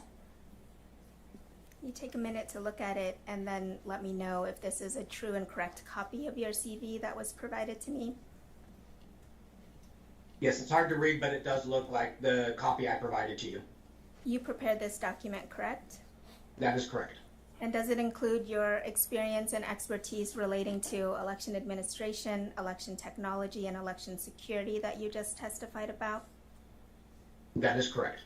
And does it also include a listing of the legal cases in which you've testified as an expert on these issues? That is correct. And courts have relied on you as an expert witness on election procedures, election technology, and election security? That is correct. Your Honor, I'd like to move Exhibit 17 into evidence. You can't handle the truth! Okay, 17's admitted. Thank you. Mr. Macias, what experience, if any, do you have with the election management system that Maricopa County uses? Yeah, so as I previously stated, I actually have a lot of experience not just with the election management system, which is one component of the Dominion Democracy Suite 5.5B voting system, but I have experience in the entire system testing the Dominion Democracy Suite 5.5B. In fact, I have tested and or overseen the testing of 6 versions of the Democracy Suite voting system, which are either predecessors to the Dominion Democracy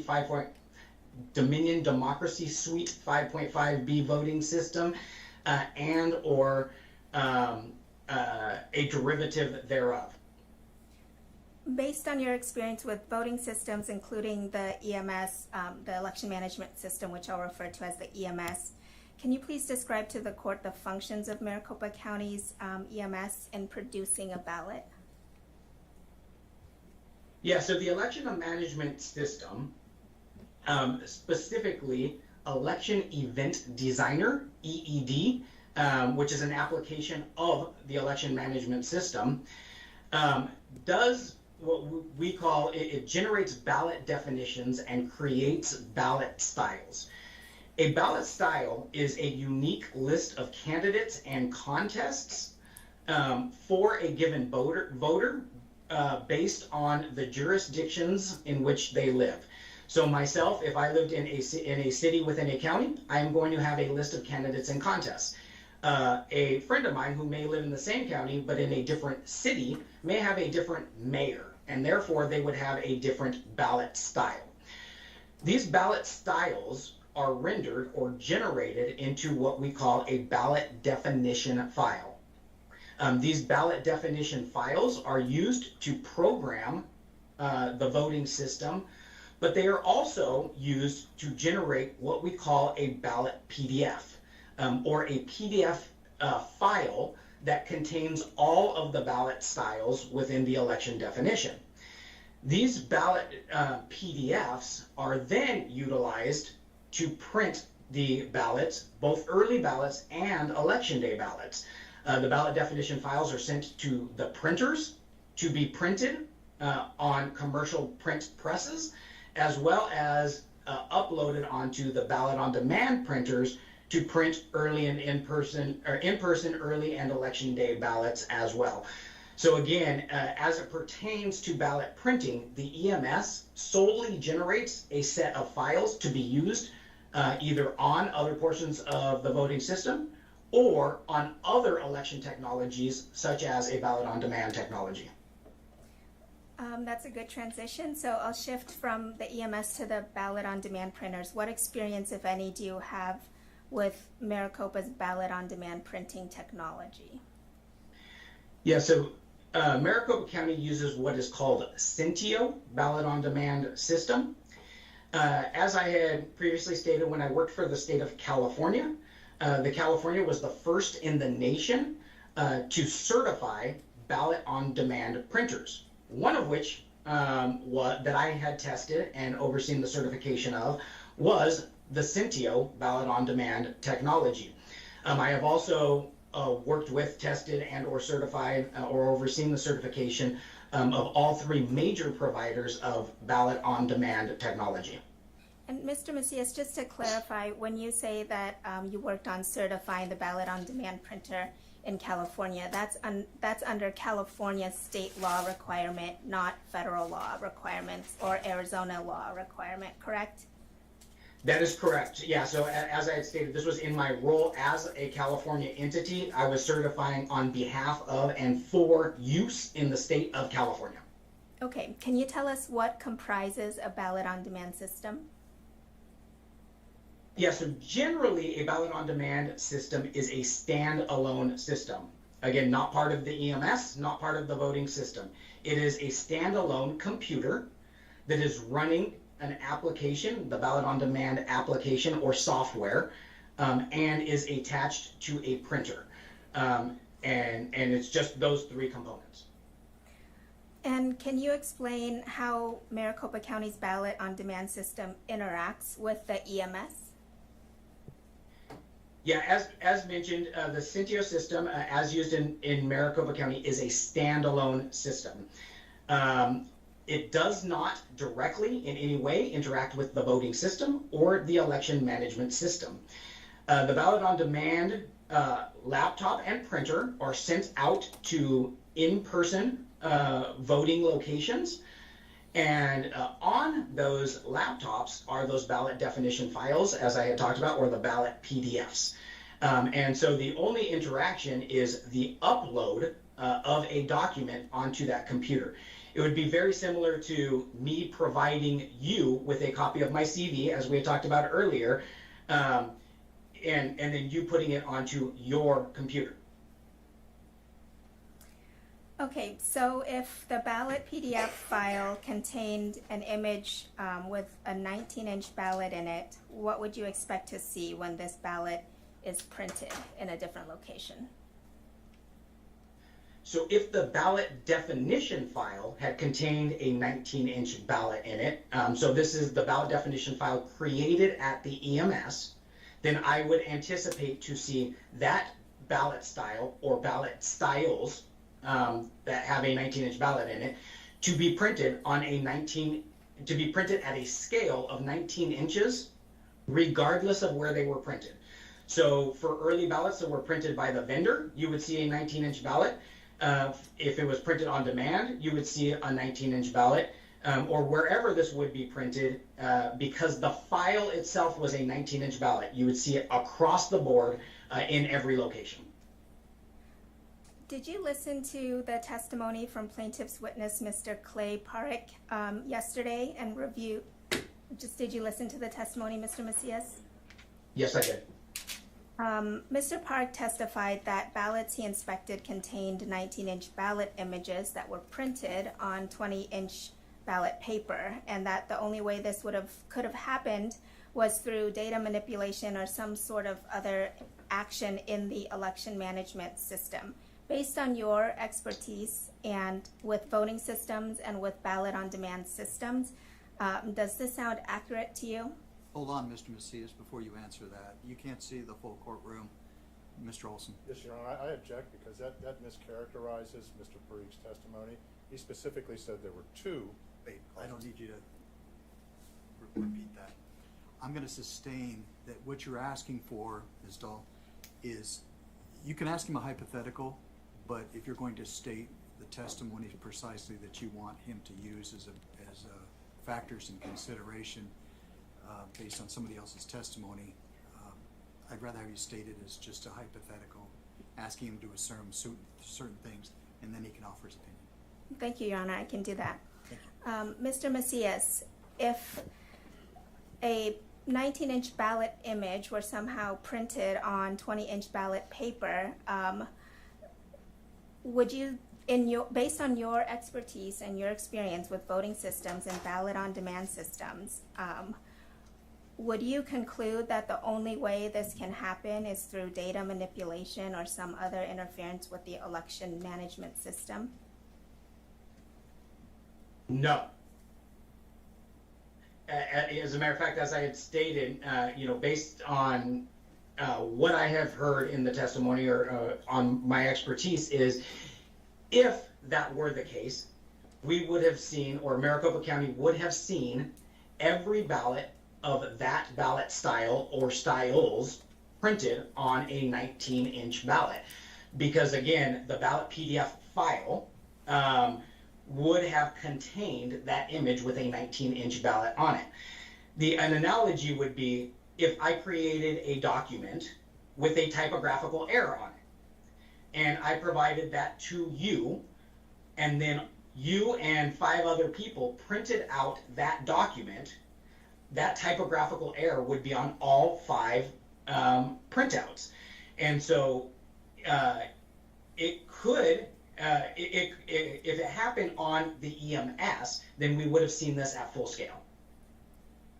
So, based on your expertise, and assuming that some ballots were printed with a shrunken image or a 19-inch image on 20-inch ballot paper, what are possible reasons why this could occur, based on your experience and expertise? Yeah, so specifically for a 19-inch ballot image being printed on a 20-inch piece of paper, there's a few different scenarios in which that could have happened. One of which is, as I was listening to Mr. Jarrett's testimony a little while ago with the shrink to fit, this could have shrunken it down to a smaller scale. I don't know necessarily whether or not that would be down to a 19-inch scale, but it could have shrunken it down to a smaller scale on 20-inch paper. In terms of 19-inch scale specifically, it can be through settings in the ballot on demand application. It could be on the operating system, for instance, Windows, on the ballot on demand laptop. It could also be that this was completely unintentional, because as Mr. Jarrett had testified yesterday, In the August primary, they used a 19-inch ballot. If one of the ballot on demand printers or a subset of ballot on demand printers had unintentionally not been upgraded or updated to say that the paper size was a 20-inch ballot, and therefore it remained at a 19-inch ballot scale, the system would have thought that it needed to print on a 19-inch piece of paper. So that is another opportunity whereby this could have occurred. And did you hear Mr. Jarrett's testimony just now today about another possible explanation for this issue? I did. And does that sound, based on your experience, is that also a reasonable or possible explanation? Yes, that is a reasonable and possible situation. That was the shrink to fit one that I was referring to. Thank you. And based on your experience and expertise and your familiarity with Maricopa County's processes, are you aware of, or can you tell us what would happen to a ballot that a tabulator could not scan because of a either print to fit issue or a faintly printed timing mark? What would happen to those ballots? Yeah, so those ballots, first and foremost, would be counted. They would ultimately be counted because as elections are resilient, we have processes in place to be able to ensure that every voter's ballot is counted and cast as intended. And so the Elections Procedures Manual has a process that allows for a ballot that cannot be scanned, whether this because of a shrink to fit issue, a torn ballot, or another issue where a timing mark cannot be read or the scanner cannot read the ballot, to set up a ballot duplication board. The ballot duplication board would thereby mark another ballot with the voters' votes as intended, and then scan and tabulate that alternate ballot. Thank you.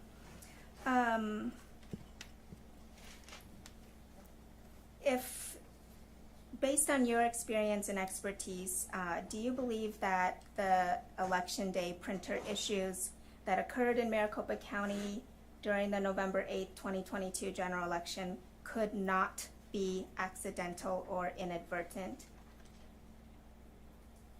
Absolutely not. As a matter of fact, I have seen issues like this that occur in elections. Elections have issues that happen, but they are naturally resilient. And elections officials are risk managers, are naturally risk managers. So they have processes in place to ensure that every valid voter's vote is counted and cast accurately. And so in situations whereby I have seen things like this, it is typically created by a machine malfunction. And this would be basically just the equipment breaking down, just as your car breaks down or any piece of equipment can break down. It is because of human error. A human made a mistake, such as switching a setting when they should not have, and or just being tired at the end of the day and miscounting something, or by something that is outside the purview of the election official, like weather issues, humidity issues, and other things that can occur. And so, although it is rare that something like this occur, in all of the instances that I am aware of, they were accidental or unintentional. Okay, thank you, Mr. Macias. We're going to move on from the ballot on demand printer discussion and talk a little bit about chain of custody issues. Do you have any experience with ballot chain of custody and security procedures? Yes, I do. Can you tell us a little bit about your experience with ballot chain of custody procedures? Yeah, in my role as a consultant to the federal government, I have developed and worked on and developed products and performed trainings on secure practices in election infrastructure. And these include practices such as ballot chain of custody, ballot reconciliation, as well as auditing those processes as well. Furthermore, when I was in the Secretary of State of California in the role in OVSTA, I was the technical lead on what was called Senate Bill 450, and this was the implementation of ballot drop boxes and vote centers. And one of the things that we did was implement the security process for transporting ballots from a ballot drop box to a central tabulation location, and all of the security around that. So I have worked with chain of custody and ballot reconciliation. Thank you. Do you recall hearing testimony yesterday, including from Maricopa County Recorder Stephen Richer, about the fact that the number of early ballots dropped off at vote centers on Election Day are not counted at the vote center, but rather they're transported to MECTEC, the central count facility, in a secure, sealed, and tamper-evident container? Yes, I did. And do you have concerns that this practice, based on your experience and expertise, raises chain of custody concerns or violates chain of custody requirements? No, as a matter of fact, if you were to look at kind of industry standards in the election infrastructure community and across jurisdictions, one of the ways to ensure chain of custody is to put into place both protective and detective measures on the ballot box themselves. And so a protective measure would be to lock the ballot box. A detective measure would be to implement some sort of tamper evidence, whether that be a seal, a tamper evident lock, a tamper evident tape, placing it in a banker's bag, or something that would detect if something had gone awry. And to ensure that the protective and detective measures of that transport case itself and all of the contents within are transferred from one location to another. Then when it is received at a central location, then you would again validate those protective and detective measures. Then you would open up the ballot box and do your count at that time, ensuring that everything contained within those transport boxes was protected, and you can validate that through the detective measures. So this is not only a process for early and in-person vote ballots. As a matter of fact, many jurisdictions who do all central count for election day voting, where they do not do tabulation in precinct, so they don't have a precinct tabulator that the voter places their ballot in, rather the voter places their ballot in a ballot box, they also utilize these types of chain of custody practices as well. So based on your 17 years of experience and expertise with election administration and election security, do you see any security or chain of custody problems with the practice of not counting the number of early ballots at the vote center? I do not. And based on your experience and expertise, are you aware of any jurisdictions where solely because a chain of custody form on a batch of ballots is not completely filled out or missing, for that reason alone, that all ballots in that batch must be invalidated? No, as a matter of fact, that would be disenfranchising of voters, because these are voters who have the eligibility and they have been authorized to submit a ballot packet. They've received a ballot packet. They've taken the time and the effort to go through the process and do everything that the voter needs to do. They've crossed their T's, they've dotted their I's, and so to go and throw out their ballots because of an administrative paperwork error that was most likely unintentional by a poll worker or election worker who has already worked a 16-hour day, would in essence be telling that voter that something that is outside of their control, even though they have done everything that is necessary to register, to be authenticated, and to cast their ballot, is now going to be thrown out because of an administrative paperwork error. Thank you, Mr. Macias. No further questions, Jana. cross-exam? Yes, sir. You can, either way, you can sit there or you can come up to the podium, whichever's Thank more. you, Your Honor. And first of all, I apologize for not standing earlier. I think my brain is falling asleep. Mr. Blam, That was, you don't apologize for that. All right, I have, can I use the Elmo, please? Good afternoon, Mr. Macias. How you doing? I've just placed a document on the Elmo. I believe it's titled Mitigating Risk, Chain of Custody, written January 5th, 2022, and I believe it's got your name on it. Did you prepare this or have someone prepare it at your request? And I will attest to you, Mr. Macias, this document, I believe, was downloaded off of your website with absolutely no changes. Does this appear to be your PowerPoint presentation? I have provided a PowerPoint presentation with that title, yes. I'm turning now to page 3. Under highlights, impacts, and risks from a broken chain of custody. Did I read that correctly? Yeah, sorry, I'm having a hard time. Thank you for zooming in. Okay. Yep. All right. Point 1 says the integrity of the system and its data will be deemed untrustworthy. Did I read that correctly? Yes. Point 2, a court of law can render the system and data inadmissible. Did I read that correctly? That is correct. Point 3, inability to definitively determine if an actor has manipulated your system or data. Did I read that correctly? That is correct. Thank you very much. Really quickly, do administrative errors, Mr. Macias, generally impact 298,000 ballots? Yes or no? I'm sorry, I'm having a hard time hearing. Do administrative errors generally impact 298,000 ballots? I don't know what you mean by impact.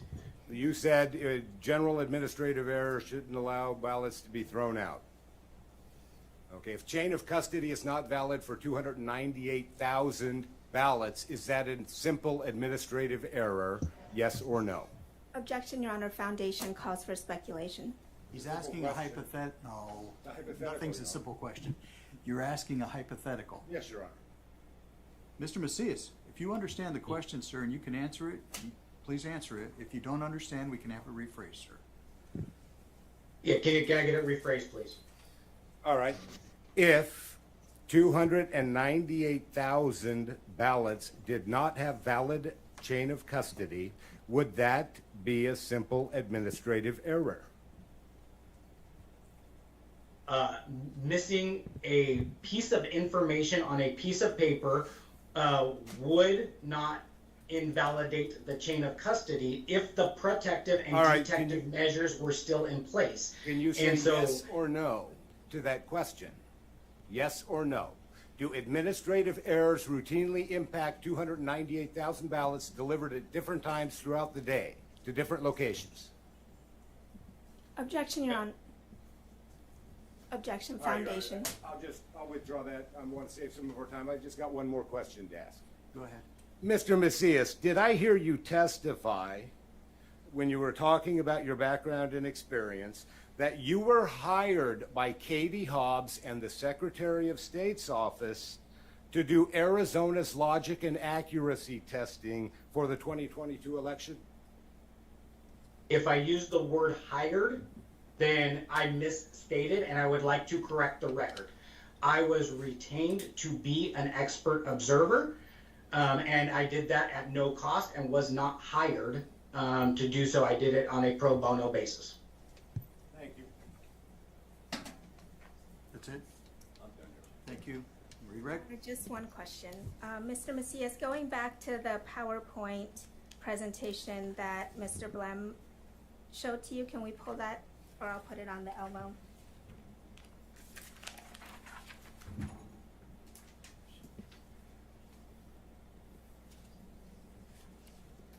Can you see that, Mr. Macias? I can. Mr. Blem read to you that bottom bullet that says highlights impacts and risks from a broken chain of custody. The integrity of the system and its data will be deemed untrustworthy, and then the below two bullets. Is that About ballots? So this is general chain of custody of critical infrastructure systems. And again, this is about the integrity of the system and its data. And so typically when we're talking about the system, it can be a manual process, but it can also be a technology, but it is not specific to ballots in this situation. Again, it is coming from a document that is general for critical infrastructure systems. And would you consider a missing date or on a chain of custody form, a missing signature from one of the 3 board members that transported the container, the secure container, or even a missing form in one step of the process, a total break in the chain of custody? No, as I had mentioned, that would be an administrative error. And the chain of custody can still be maintained through the protective and detective measures that are implemented. Thank you, Mr. Macias. No further questions, Your Honor. Can the witness be excused? Yes. Yes, Your Honor. Mr. Macias, thank you, sir. You're excused. Thank you. I believe you told me that was your last witness. Yes, sir. Ms. Dole, is that true with all defendants? Yes, Your Honor. Defendants rest? Are there any exhibits that you're missing that you need before I have you rest? No, Your Honor. Thank you. Okay, so defendants have rested. Yes, Your Honor. Anything further? I think I would just have one point of clarification, Your Honor, because based upon our accounts, they are out of time. Approximately 3 minutes ago, Your Honor. I'd have to add up the last bit here. So, oh, you're just pointing it out for my edification? I'm getting, do you want me to add it up? Your Honor, we're happy to provide our estimates as well. That would be helpful to the court. I don't want to waste a bunch of time. I don't wanna 3 waste- minutes. Yeah, I don't wanna waste And I think I've tried to give you all as much. I understand, Your Honor. I don't want to waste this court's time, so. I appreciate that. So are we, so that concludes all the presentation of evidence and testimony, and we're ready to go to closing. Is that right? That would be correct, Your Honor. Okay. Oh, I'm sorry. Do you have something? I wasn't sure what Your Honor was thinking. I would just ask for 5 minutes for a break to prepare for closing. We can, well, 5 minutes is not preparing for closing. What you're really referring to is a biological break. All right? And I am not opposed to that for either side. And we were going to stipulate to that, Your Honor. Thank you, Mr. Blunt. Okay, why don't we come back then at 20 till, okay? And we'll resume with closing. It'll be 15, 20, and 5, correct? All right, thank you. Thank you.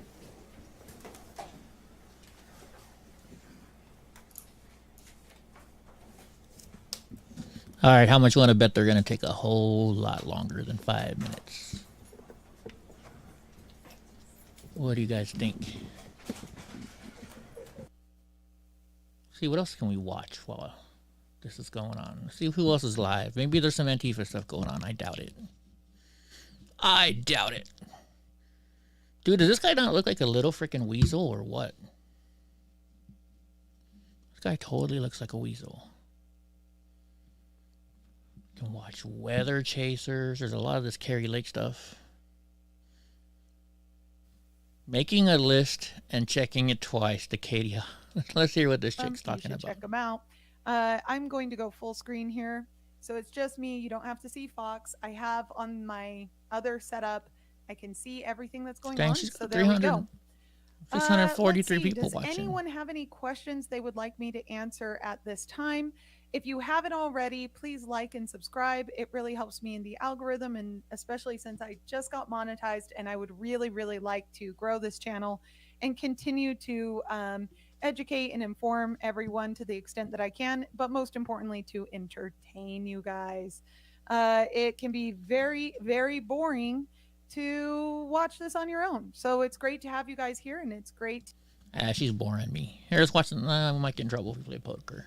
If we watch poker. What else can we watch? Let's see what else is here to watch while we're waiting. Falling snow in St. Louis, Missouri. Let's watch some snow. Cardinals Nation.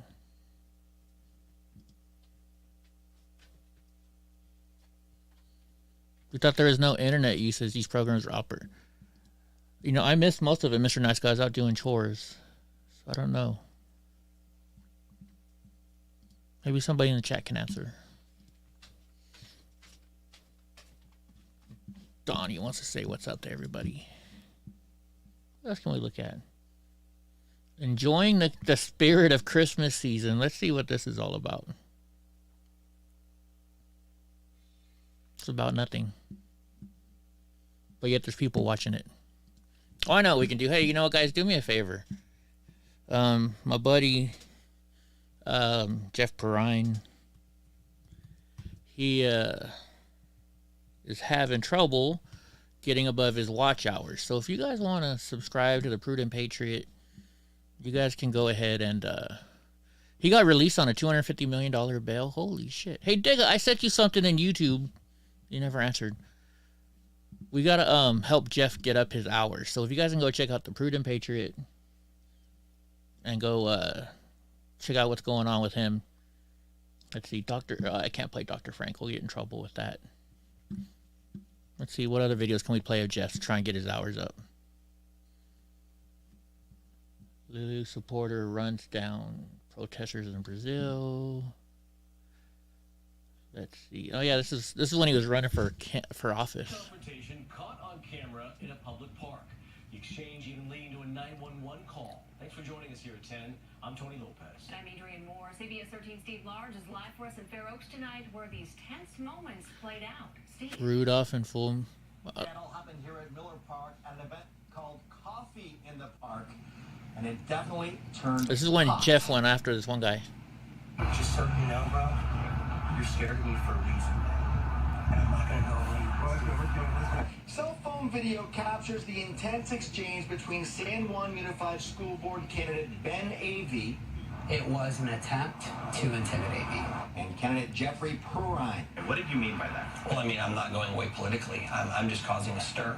Each now has their own view of the heated moment. I guess you could say violated the 18 inches of his personal space, but I wasn't trying. I mean, my hands were at my side. He came over here to me to confront me and to intimidate me. And I think that's what that video shows. Perrine is a member of the Proud Boys. Avey has called him out for his role in the organization the Southern Poverty Law Center categorizes as a hate group.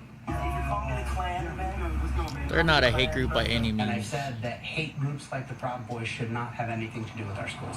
And I referenced that I thought it was more akin to the modern day Klan than anything else. When he called me a member of the Klan, obviously I became a little bit upset and frustrated. I called to report the incident. When I called 911, I simply explained what happened, and they sent out a unit. Just so you know, bro, you're scared of me for a reason.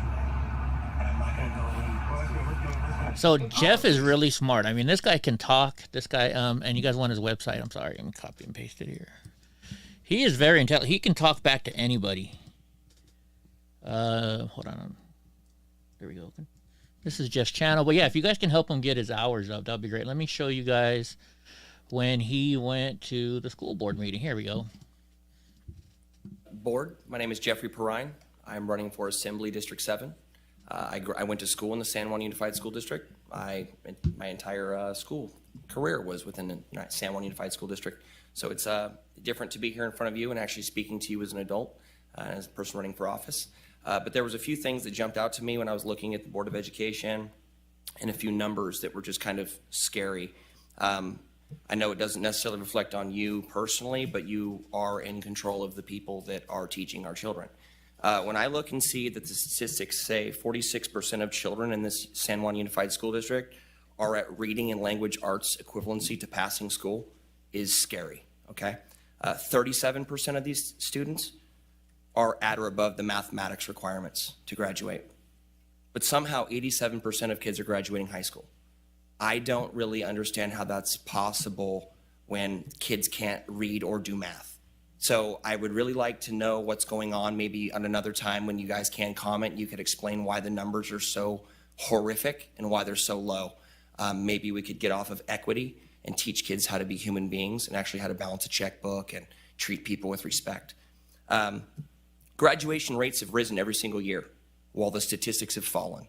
That's just, it's gross. It shouldn't be happening. And then for us to be calling this a success. I have no idea how more kids are graduating while the numbers are falling, staggering rates. 80% of kids graduated in 2010, 88% graduated in 2019. But the numbers have fallen around 15% in terms of what they can actually do with reading and math. It's scary. 25% of black students can read at levels needed to pass, down from 38% in 2010. We're so focused on equity, diversity, inclusivity. I want to know why the people we're focusing on are struggling so much now. Right, Ziggy. Maybe we should stop indoctrinating the kids and educate the kids. Thank you very much. That's not one of his best ones. Oh, it sounds like the court's coming back. We'll go over there as soon as they come back. There's another one.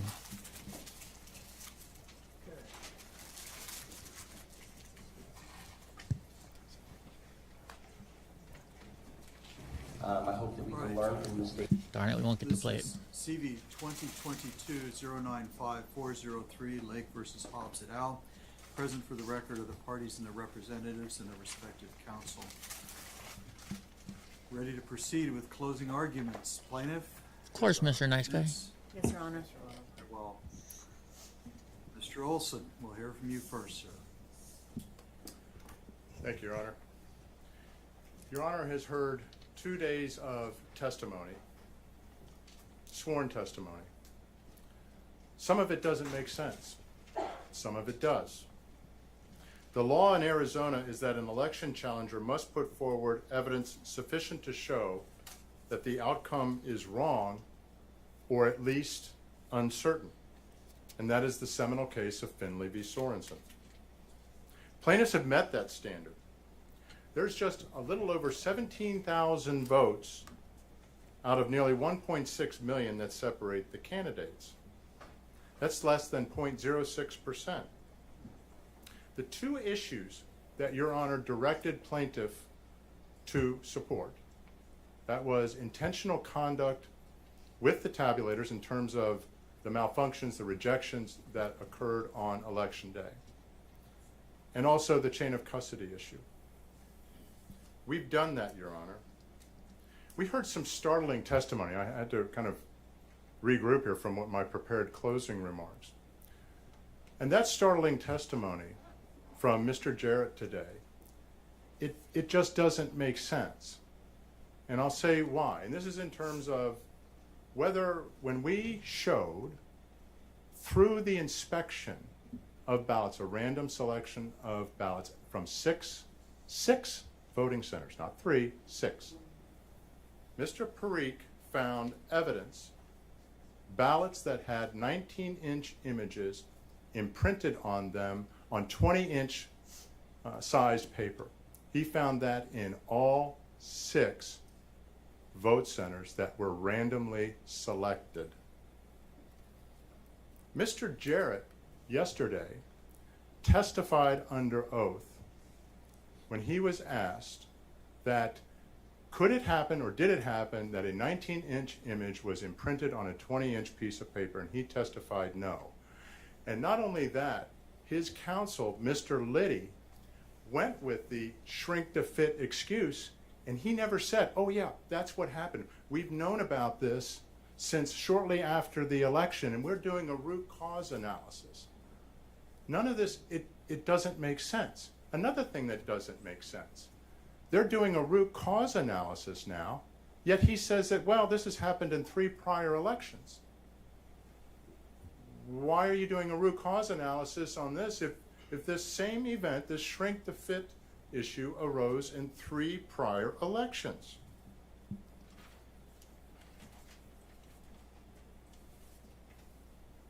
The other thing that doesn't make sense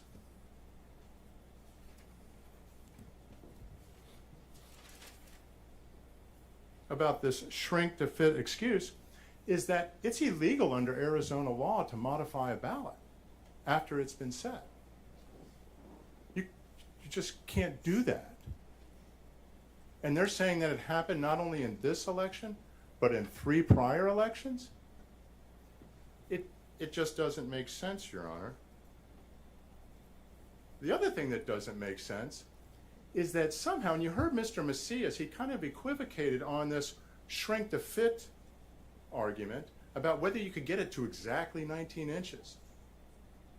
So all of a sudden, there are supposedly techs that are running around making modifications on election day, which, by the way, has happened in 3 prior elections, and they're all getting it to exactly 19 inches for shrink to fit. Random techs just kind of doing things on their own. This doesn't make sense, Your Honor. And I'm actually troubled to even be talking about this. The idea that when I questioned Mr. Jarrett about this issue, and he said unequivocally it could not happen, and his counsel then trying to clean this up said, well, what about, shrink to fit? That he didn't immediately say, yeah, that was it, when he's supposedly known about it since shortly after the election? It doesn't make sense, Your Honor. The same thing with respect to the conflicting testimony regarding whether it's chaos or massive disruption that occurred on Election Day with 200 plus declarants. You have Mr. Barris who's doing exit polls and talking to people on Election Day, news reports. You have other witnesses, Mr. Sonnenclair, who testified that they visited, he and his fellow roving observers went to 115 vote centers, the same thing. So you have independent sources talking about massive chaos at well over 50+%, about 59%. By the county's own admission, it would be 30, about a third, 70 vote centers. Or as counsel has been, and their witnesses have been saying up here, these are just kind of minor technical difficulties that you expect in every election. It's not even close. I mean, it's like 2 ships passing in the night. The fact that they would downplay what happened on Election Day that everybody knows. I think the word that came out, I read a couple months ago, was gaslighting. And that's like telling you to your face what you know is not true and what they know you know is not true, but they're going to tell you anyway. The disconnect here is very troubling. We put on sworn testimony, either on the stand or through sworn declarations, people who put their name and made it public in a time in our country when to put yourself out, as they did, is not exactly something that doesn't carry risk. And I'm sure you've heard about cancel culture and everything else. There were hundreds of people who came to tell the truth about what happened on Election Day. And even Supervisor Gates, early on in the election, when he was giving a press conference, characterized it as chaos. And then on November 28th, they have an update, and it's like, yeah, I think the election was run pretty well. It's like the story just kind of shifted. This just doesn't happen, Your Honor. We have independent sources that say Election Day was chaotic and was a mess. And it absolutely disenfranchised voters. There were long lines everywhere. And we put forward specific, compelling evidence of quantifiable shifts in votes through Mr. Barris, a range of 15,000 to 29,000 votes, Republican votes. And he said that was a conservative estimate. The defendants put up this expert from the University of Wisconsin. And his bias, for one thing, was completely obvious. But he had to admit that the county, which bases its whole election plan on modeling turnout, they had a high model of 290,000 projected for 2022 with a low model of 250,000. And as you heard testimony, that low model was was performed prior to the election, as it must, and it did not account for any kind of election day chaos. So that was a perfect election, just with a little bit lower turnout, in a time when everybody knew Republican turnout on election day, because even as counsel repeatedly said, you know, Republican leaders were telling people to not vote by mail and to come out on election day, and guess what? They did, and then just so happened that pandemonium ensued. And whether you believe it's a shrink to fit allegation in 3 vote centers, when we know we have direct evidence that it's in all six of the 6 that Mr. Parikh inspected, had that same 19-inch ballot image imprinted on a 20-inch piece of paper. There's no doubt that that caused mayhem. There's no doubt that it caused long lines. You have this professor from University of Wisconsin who comes out and says, well, I looked at the wait time data from Maricopa County, and you know, it says that the wait lines weren't that bad. Well, we have sworn testimony and charts in the record that shows they're far more. And Maricopa County has repeatedly downplayed and said that, you know, as pretty well run election, Your Honor. It doesn't make sense. You don't get this kind of disconnect. I've never seen anything like this. All the witnesses, people who come up testifying on behalf of plaintiffs have nothing to gain. They have nothing to gain by coming forward to testify about this. And then you have the defendant's witnesses come up and tell a completely different story. Like I said, it's just like 2 different worlds. On chain of custody, Mr. Richard admitted they estimated the amount of ballots that come into MTEC, that they don't know the count. Well, ARS 16621E says you will maintain chain of custody every step of the way. And the form that is filled out, that EVBT form, has a number for the ballots, the number of ballots in the drop boxes. They know the precise number. But now the excuse has shifted. Well, yeah, we don't count them at MTEC. When they go to Runbeck, we have employees there, even though they're dropping them off at MTEC. And as Leslie White in her declaration testified to, the trucks are coming in, they're cutting seals, they're throwing these ballots and taking them out of the bins and throwing them in trays, and nobody's counting the ballots. Nobody's taking the form that's with them and counting the ballots. Now, having heard this testimony, they've come up and said, Mr. Jarrett came up today and said, well, when they're shipped up to Runbeck to be processed, because they're still in the envelopes and they're scanning the envelopes, well, yeah, we count them up there. Well, that makes no sense. They have taken those ballots out of the bins and delivered them to MTEC on election day. And we're talking about ballots that are delivered on election day. They take them out when the trucks get up to the ramp, they take them out of the bins, they break the seals, they're supposed to count them. If you don't have a count from MTEC when those ballots are being transported to Runbeck, how do you know whether that count is secure? They didn't follow the law. And by the way, we have a manifestation which still is unexplained. On November 9th, the reported count is 25,000 ballots less, which is beyond the margin here, than on November 10th. So the day after the election, they put out what the count is, and then magically 25,000 ballots appear on November 10th, and well, hey, that's the race. It doesn't make sense. This is just flat wrong, what is going on here. The law is there for a reason. The law is there to protect the integrity of the vote. And there's a quote from a Wisconsin Supreme Court decision that came out in July 2022 that I just want to read, Your Honor.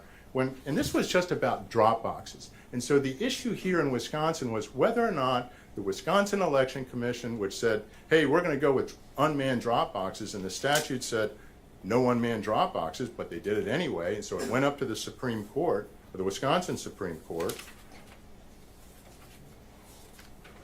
And here is what the Wisconsin Supreme Court stated. And I'll just, drop boxes are not that sexy. And chain of custody is not, but these are incredibly important issues to ensure the integrity of the vote. This is about trust. This is the people who are watching this. This whole thing is being televised. And they're hearing two different stories. And this is what the Wisconsin, 3 justices on the Wisconsin Supreme Court stated in this opinion.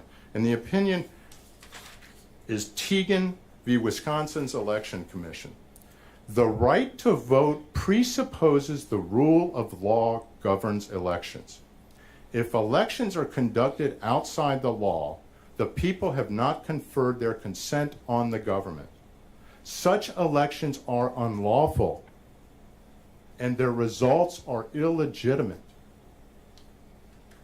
And they have a quote from John Adams that follows.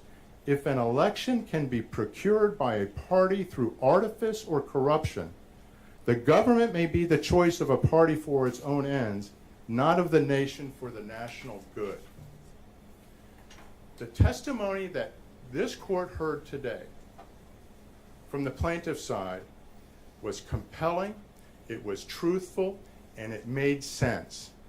The testimony that Your Honor respectfully heard today from the defendants doesn't make sense. What Mr. Jarrett did on that stand today doesn't fit. It doesn't make sense. 3 voting centers, we found this, shrink to fit. Mr. Parikh, I inspected 6 vote centers. A well-run election, pandemonium, chaos. From different sources. Everything corroborates, Your Honor, what the evidence that we have put forward is corroborative with respect to the violations of law, the intentional misconduct with respect to the malfunctions in the tabulators, and to the violations of the chain of custody rules. This is about trust, Your Honor. It's about restoring people's trust. There's not a person that's watching this thing that isn't shaking their head right now. And with that, Your Honor, I'll sit back. How do the defendants want to break up their time? Your Honor, I'm going to try to keep mine at about 15 to 17 minutes and leave the remainder of the time for Mr. Liddy. You all right with that, Mr. Liddy? Their contest, Your Honor. Very well. Thank you, Your Honor. Just 3 days ago, Kari Lake's lawyer stood in this room and made a promise. Having filled 70 pages of a complaint with grandiose tales of electoral malfeasance, they asked the court to give them a chance to prove their case at trial.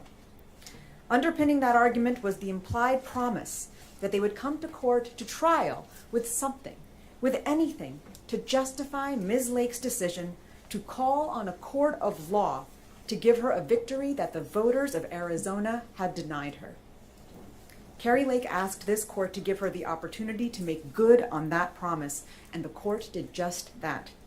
It gave her the opportunity to move beyond mere allegations and speculations and accusations and bring to light the factual bases for her claims and the actual evidence to prove them. This court not only provided a forum for her to establish her claims, but also set up a clear roadmap for how to do it in its order from earlier this week. Kari Lake and her lawyers knew what they had to do at this trial, and 3 days ago, they knew the hand that they had to play. They knew the evidence they had, and they knew the evidence they didn't. This was their big moment to show their hand.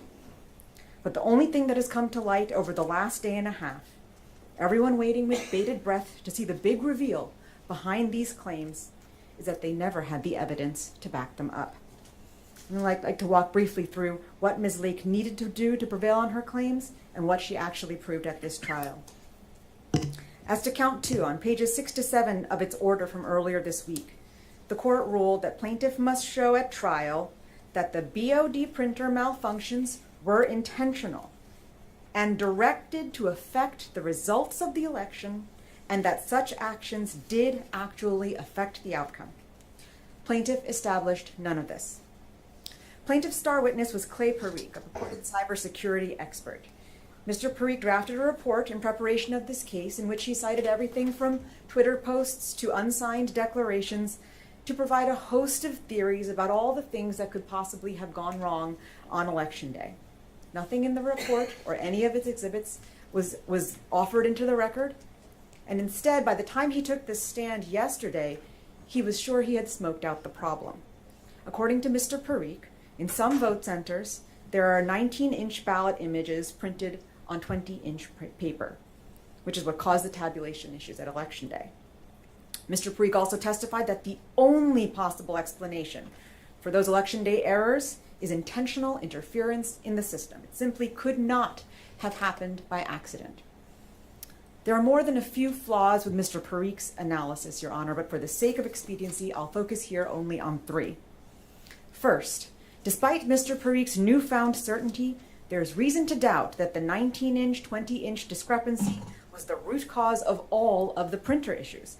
Plaintiff's own witness, Bradley Betancourt, a T-Tech on Election Day, testified that restarting the printer and shaking the cartridge helped the printer problem significantly at some locations, neither of which would have shifted paper margins. Second, even if Mr. Parikh had put his finger on the tech issue that happened on Election Day, the mere identification of the cause does not indicate that it was the result of an intent to alter the election. To the contrary, the testimony from plaintiff's own witness, Mr. Betancourt, indicated that the county had deployed employees to fix the problem, and in many instances were successful. Mr. Jarrett, one of the co-directors of the elections, testified based on his office's investigation that the printer settings were likely adjusted by the T-Techs who were trying to fix the printer problems. They did not create 19-inch ballots in the system, but rather they caused ballots to be printed with a fit-to-paper setting in some locations. And as Mr. Macias just testified, in his experience, these kinds of widespread tech failures or tech issues are usually the result of equipment failures or some other administrative error beyond the purview of election officials, and are specifically accounted for in the many layers of redundancies within the system to assure the security of the election. Neither Mr. Parikh nor anyone else has provided any evidentiary basis to call into question the good faith of Maricopa County election officials, which is presumed in this election contest. Third, even if Mr. Parikh had uncovered some malicious intent to alter the ballot margins, he failed to demonstrate that this had any actual impact on the outcome of the election.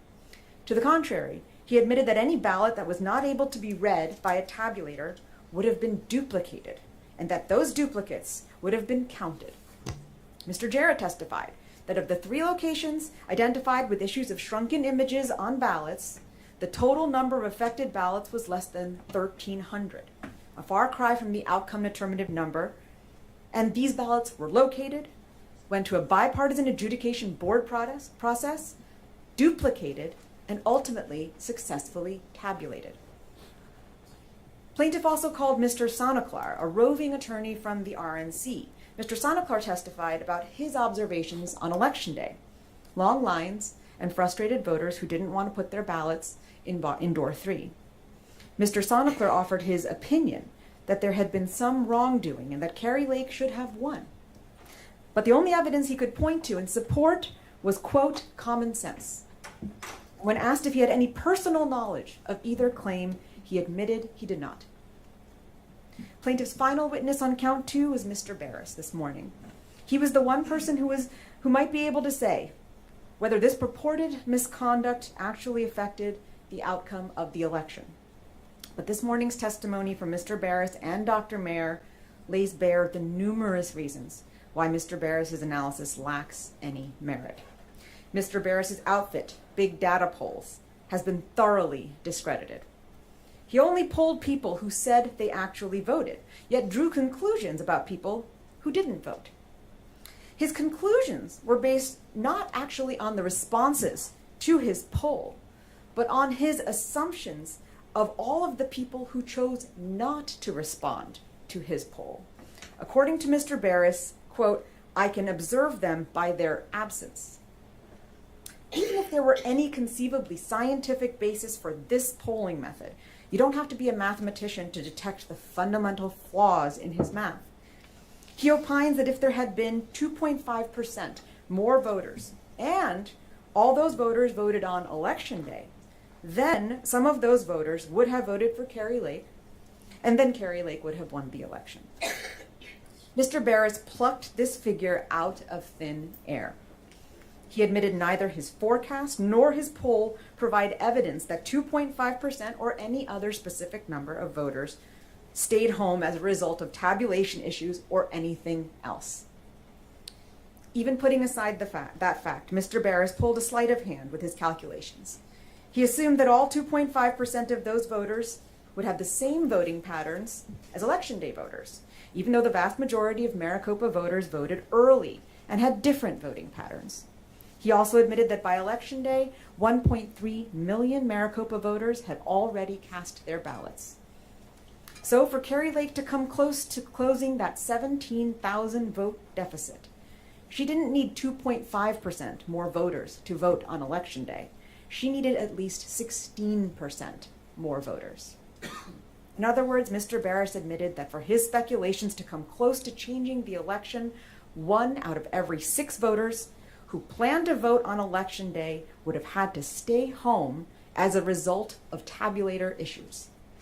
But Mr. Barris admitted that his poll provided no information about the number of voters that encountered a tabulator issue, or even the number of voters who encountered a line. Dr. Mayer, a respected expert who studies election administration for a living, whose testimony courts consistently rely upon, summed it up. Mr. Barris provided no evidence that any number of voters were disenfranchised by malfunctioning tabulators. In the end, not only is Mr. Barris's testimony not credible and nonsensical, it fails even on its own terms. That is the sum total of the evidence on count 2, Your Honor. And what did it prove? A printer issue happened. It's unclear what that issue was and if it was the same issue everywhere. And some voters were upset about it. That's it. No evidence of any person with any intent to do anything, let alone malicious intent to affect the election. No evidence that anyone didn't vote as a result, let alone that they were deprived of the right to vote. And not only did plaintiff provide no evidence whatsoever that any errors actually affected the outcome of the election, defendants provided affirmative evidence to the contrary. As to count 4, this court wrote on pages 8 to 9 of its order that plaintiff must establish that a person under the control of Maricopa County committed misconduct in violation of state law that affected the outcome of the election. Here, plaintiff's star witness on chain of custody was Heather Honey. Ms. Honey is an interested bystander to Arizona election administration. She conceded that she has never taken the election officer certification course. She's never worked as an election official. She's never worked as a poll worker. She's never worked as even a poll observer. According to Ms. Honey, she has only sort of ever been to the McTech facility and has no personal information whatsoever about what happened at Runbeck or McTech on Election Day this year. Ms. Honey's testimony consisted of her personal understanding of Arizona law and the EPM, which this court has no reason to credit, and her retelling of information that a Runbeck employee and a McTech observer told her after the fact. Now, one might wonder why plaintiff chose to call Ms. Honey instead of the actual witnesses to the events she testified about, both of whom were on plaintiff's witness list and neither of whom they called. It may be because in those declarations provided by Ms. Honey, these witnesses acknowledge the limitations of their own personal knowledge. According to the McTech observer Leslie Marie, she did not have a clear view of the activities on the truck or on the dock, and thus would not have seen any scanning or chain of custody documentation that occurred in those areas. And the Runbeck employee, Denise Marie, admitted that she saw about 50 ballots given to the sorting department by employees, and that she left an hour before mail ballots even arrived at Runbeck. But even if the court were to assume the credibility of Ms. Honey's testimony, all it establishes is that she hoped to see certain chain of custody documentation that she did not receive from the county. Based on Ms. Honey's testimony and the voicemail that Mr. Blem seems to think has broken this case wide open, it appears that plaintiff's new theory is that Maricopa County has failed to comply with a PRR request in a timely fashion. Needless to say, That claim is not currently before this court, nor is it any basis for overturning an election. Plaintiff's chain of custody claim seems to hinge on this notion that perhaps some number of ballots were injected into the batches at Runbeck. Denise Marie's declaration states her belief that she knew of approximately 50 ballots dropped off by Runbeck employees on behalf of their family members. Ms. Honey and plaintiff's counsel from there opine that for all we know, there could have been 50, 500, 50,000, 500,000 ballots injected at Runbeck. There are at least two fatal flaws in plaintiff's logic here. First of all, plaintiff's burden is to demonstrate that an actual number of votes were improperly counted and affected the outcome of the election. But Ms. Honey's testimony confirmed that any estimate of how many ballots are at issue in this chain of custody claim, quote, would be nothing but pure speculation. In short, Ms. Honey conceded that plaintiff could not meet her burden on this claim. Second of all, even if there were 50, 500, 500,000 ballots somehow injected into the process, plaintiff has not established that a single one of those ballots was invalid or shouldn't have been counted, nor could they. Every ballot received by Maricopa County is processed, checked against the voter registration record to make sure the person hasn't already voted, and then verified by a multi-level signature review process. Even if this court were to indulge plaintiff's chain of custody speculations, there is no evidence or even reason to believe that it had any effect on the number of votes lawfully counted, let alone on the outcome of an election that Katie Hobbs won by over 17,000 votes. The claims plaintiff has advanced in this election, Your Honor, in this election contest, raise serious allegations, intended to bring with them very serious consequences. But plaintiff's approach to this litigation has been anything but serious. Instead, plaintiff's record consists of hearsay upon hearsay upon hearsay, rank speculation, and a good dose of theatrics. In short, the trial record in this case reveals that there was never a case to begin with. On Monday, in arguing the motions to dismiss, I told the court that this was all just an elaborate story plaintiff was trying to tell, looking for the exciting plot twist. In allowing this contest to proceed to trial, this court gave Ms. Lake a chance to tell her story.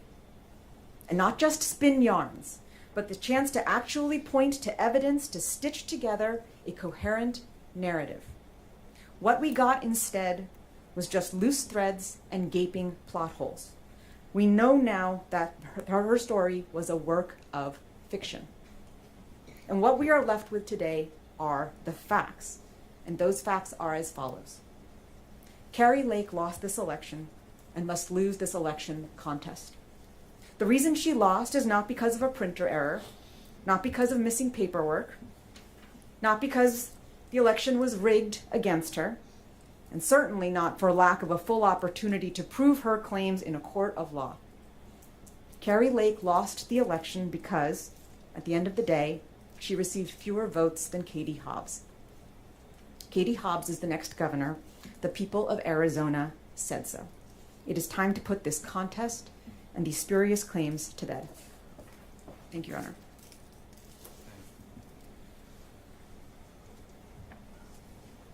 Okay, by my count, you got 5 minutes. Thank you, Your Honor. Most of this is just theatrics anyway. I'll just cut that out. Much appreciated. Your Honor, I want to first touch on a couple things that we just heard from counsel for Kari Lake. Cancel culture. I don't think that means what you think it means. Bias. Their star witness, Parikh, gives freebies to the Prince of Stop the Steal. That's the pillow guy. That's bias.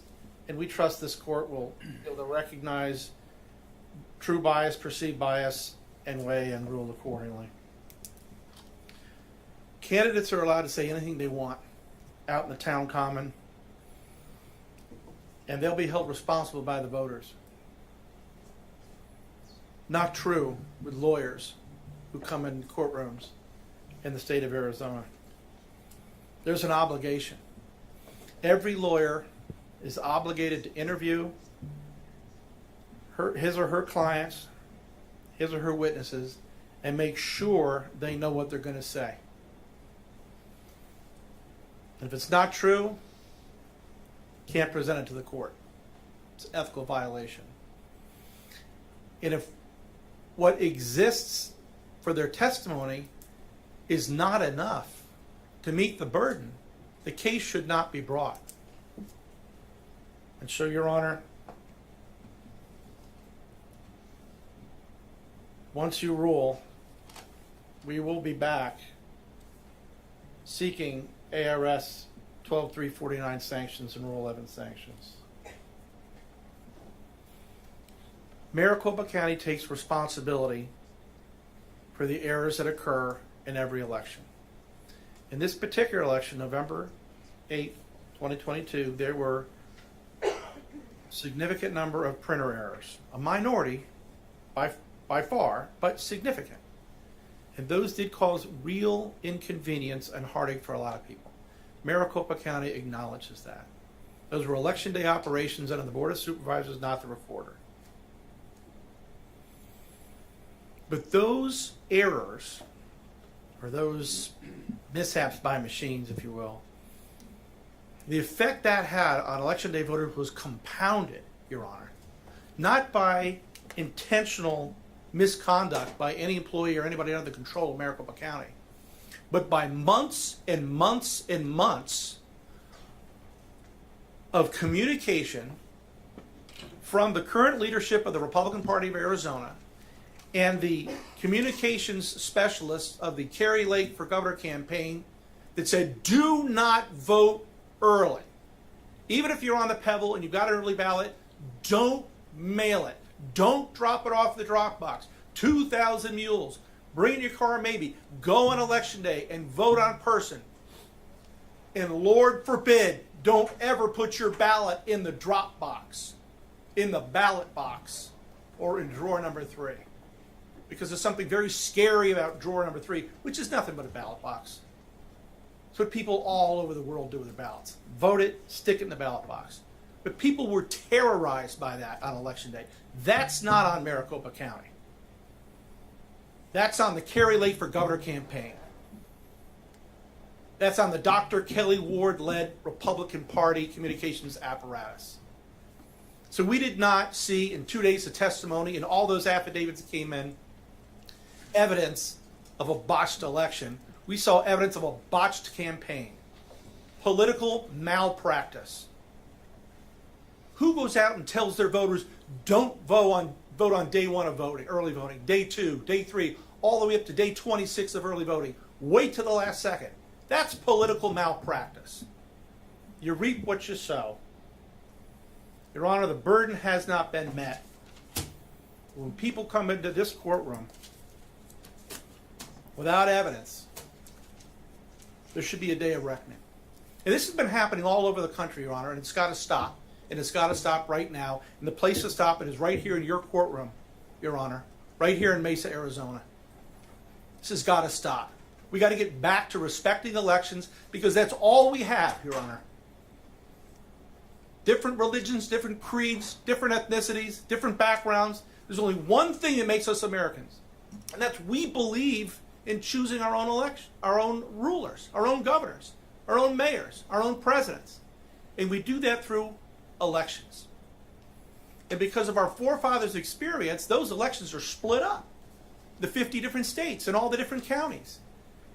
And the legislature makes the rules, the counties follow the rules, you carry out the election, and you live with the results. If you lose, you live to fight another day. You don't go into court and spew conspiracy theories and spill sour grapes. Thank you, Your Honor. Mr. Wilson.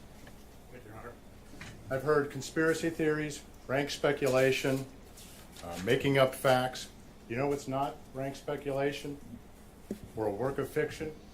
The fact that there were 19-inch ballot images printed on 20-inch pieces of paper, and nobody talked about that until this trial. And nobody talked about a shrink-to-fit excuse for that. until this trial, until Mr. Liddy got up here and asked Mr. Jarrett, and he denied that was the issue. And then he comes back today and says, well, yeah, we've known about that. It happened in 3 prior elections, and we're doing root cause analysis, and we figured this out, that this was the issue back in November. The 19-inch ballot image printed on 20-inch paper is a fact. They've now admitted it. They just shifted the excuse for the cause of it. They tried to say, well, the T-Tech, Mr. Bentoncorp, contradicts it. No, he doesn't. Nobody knew what was going on with the printers. They were shaking printers, they were cleaning the tablet, they were doing all kinds of things because these printers weren't working. But we know from the inspection that 6 out of 6 randomly selected vote sites by Mr. Parikh had the 19-inch image printed on 20-inch paper and not 3 vote locations.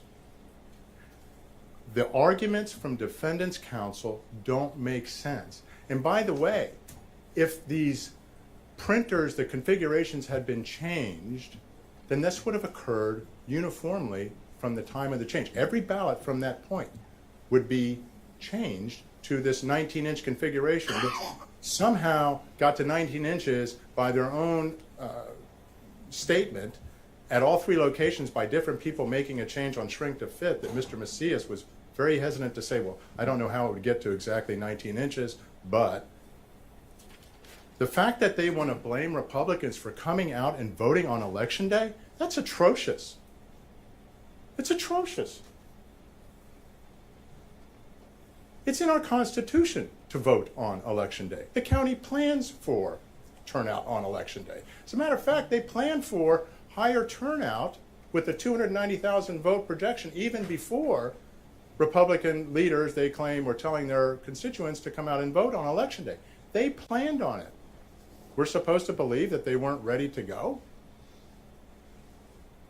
And if they weren't, then that is, again, consistent with our claims. But the fact is, Your Honor, that 19-inch ballot image on ballots from every single 6 locations that were inspected is a fact. It's a fact.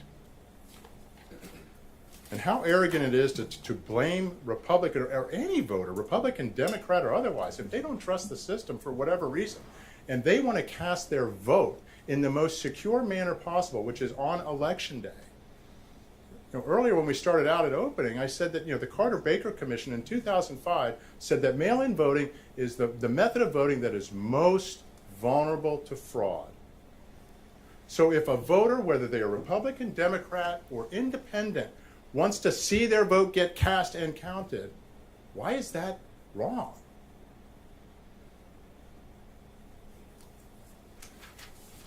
Your Honor, the evidence shows that Kari Lake won this race. At a minimum, we have put forth solid evidence that the outcome of this election is uncertain. Mr. Barris's testimony, his modeling, which is actually even more detailed than what the county itself does, and his model is on the high end of what the county predicted, but Mr. Barris actually talked to voters. And as he testified to, they all consistently said, this thing was a train wreck.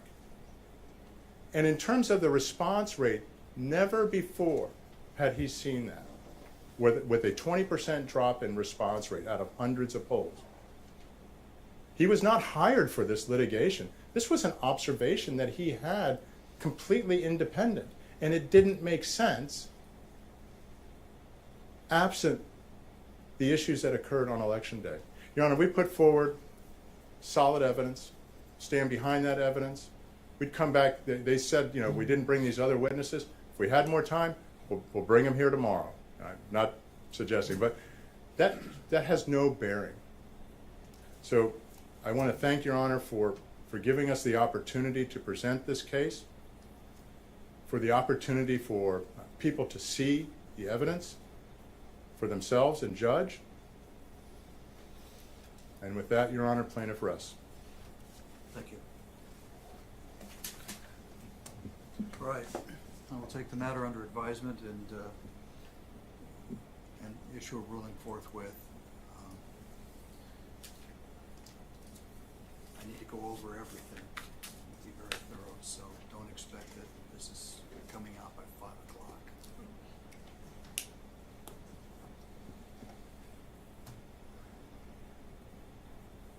for what it's worth, I'll also say that I know this is a highly contested and emotional issue for both sides, but I want to express my appreciation to counsel for both sides for your professionalism and your ability to present this case in a way that was thought through, meaningful.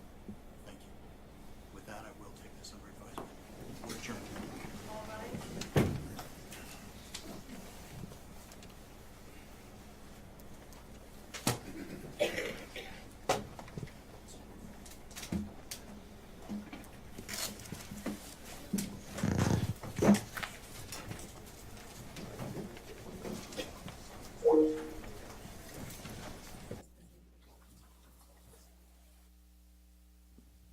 All right, guys. He said, I doubt I'll be back basically he said, I doubt I'll have this done today. So it looks like they're not going to give us an answer till tomorrow. So I'm going to go try and get in a short little, let's see, it's 3:25, a little 2-hour nap before my show at 6. So we'll be back here at 6 o'clock today, guys. If they come back earlier, I'll try and return, but I doubt it. So we'll do the 6 o'clock news tonight at 6. Thank you all for being here. Play a little music on the way out. We gotta hear the song, right? You are now witnessing the Eddie Block Incredible Show. It's the Eddie Block Show. Oh, you know what I can show you? Remember I was gonna show you that other, hold on, I can show you that Jeff Perrine. Hold on. This is Jeff Perrine when he called, well, you'll hear what he calls them.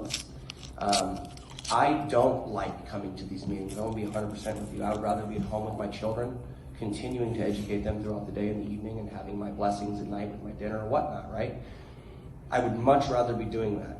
Instead, I'm driving to other cities near my area and I'm having to come and defend people because I have these people in positions that seem to want to follow these tyrants. And when I hear an assembly bill being brought forward, I mean, I'm having a hard time listening to it because it really doesn't matter if it violates my Bill of Rights or my Constitution. So an assembly bill is completely useless. It's as beneficial as that mask you have on. Okay? Alarming so lack of internal controls and egregious governance failure. At worst, about how you need to see the emotions of people's faces and things. And what you're already doing is, it seems like, because I know you saw that viral video, I know you did, it saw millions of people, okay? It made its way to Dan Bongino. California time zone. The entire movement I'm in the of the Pacific. right wing saw this video, okay, what happened here. And I find it very suspect that you guys, within 2 weeks of 9 millions Eastern. and millions of views being brought to the light of the betas within this community, okay? We'll say it again. I'm not going to personally attack anybody, but it's clear.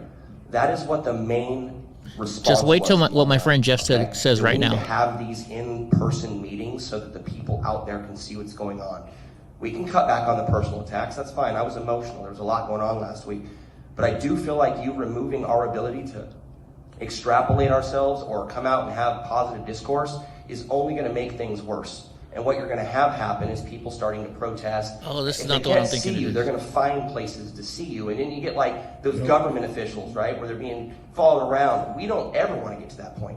We'd rather come to a meeting every month and have a discussion with you guys. Because I'll tell you right now, I, for one, won't allow a virtual meeting to stop my opinion from being heard. So I know I have a rather large following in this community of people who believe what I believe. I mean, it's obvious.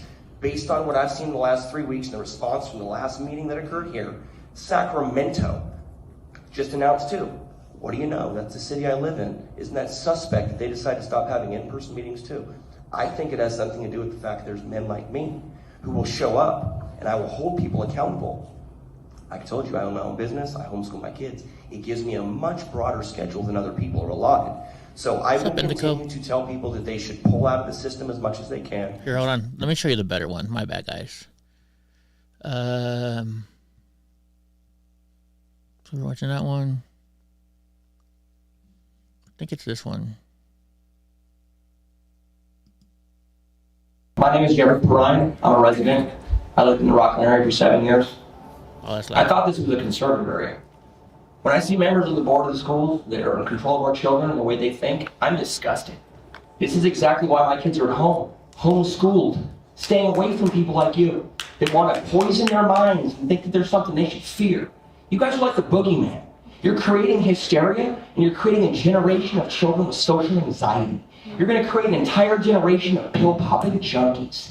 And this is going to be your doing, because they have no idea what other people's faces and smiles look like. They're going to grow up in a world of angry, bitter people, pissed off citizens who have no idea. This mouth plays a major role in nonverbal communication. I've taken psychology classes. I went through the indoctrination camps. I got my bachelor's degree from Sac State, okay? I went to Sierra College. I made it through. And you know what? I learned that there are people who will stand up for the kids, and there's people like you. People that pretend like you stand up for the kids because you want the paycheck, you want the cool name. You're president. Well, I'm president too, bro. We're both the president of the group. Congratulations. But I stand up for the kids. That's the difference. I stand up for the kids in the community. I put my life on the line for these kids. I stand up for everybody's kids in all the communities. You understand? I don't even do it on a 9-to-5 basis. I do it Monday through Sunday, 12 to 12. These women right here, it's sad you beta males let these women lead by example, okay? Because I'll tell you right now, it's sad they betas. You are seen as weak, minuscule men. And I tell my boy men like you, those aren't men. You understand? You will be weak, minuscule men the rest of your lives, and I'm not going to let you influence the other boys in this community to be little cucks. You understand? This is a city of men, not betas, non-gender identified people. You understand? Okay? There are men and there are women. And there are betas and there's alphas. And this Omicron crap is a joke. Take the mask off, take a deep breath, go do some yoga, wear your mask, okay? And another time, but stop poisoning our children's brains. This is psychological damage. And I know you're looking at me, bro, because you know what I'm saying? It's truth. You know it, you're gonna go home and sleep on this, and it's gonna bother you. And I'll be back in 2 weeks, bro. I'll be back every 2 weeks. Because I own my own business, I homeschool my kids, and I can do that. Because no one else signs my checks, you understand? You sign your checks. And you best bet, I'm gonna run a boatload of people against you guys. There ain't gonna be no easy peasy election next time, you understand? There's gonna be at least 2 or 3 of you for each position. It is a whitewash. You guys are toast. You'll not allow for this. I don't care what you've done in your community, because this is enough. You can go do all the good you want, but when you poison my kid's mind, it's done, okay? You crossed the line. So I'm letting you know, we're pissed, and it's enough. You know what? Maybe I should call Jeff. We were talking last night. Maybe I should call this guy Jeff. He's a good friend of mine, and have him come on the show tonight. You guys want to have him on the show tonight? Maybe we'll have Jeff on the show tonight. Let's see. But Jeff speaks his mind. Yes, he's a Proud Boy, and yes, he doesn't care. He went to college, and he uses his mind to protect our kids. Protect your kids. I don't have any kids, but he's still protecting the kids. So, all right, guys.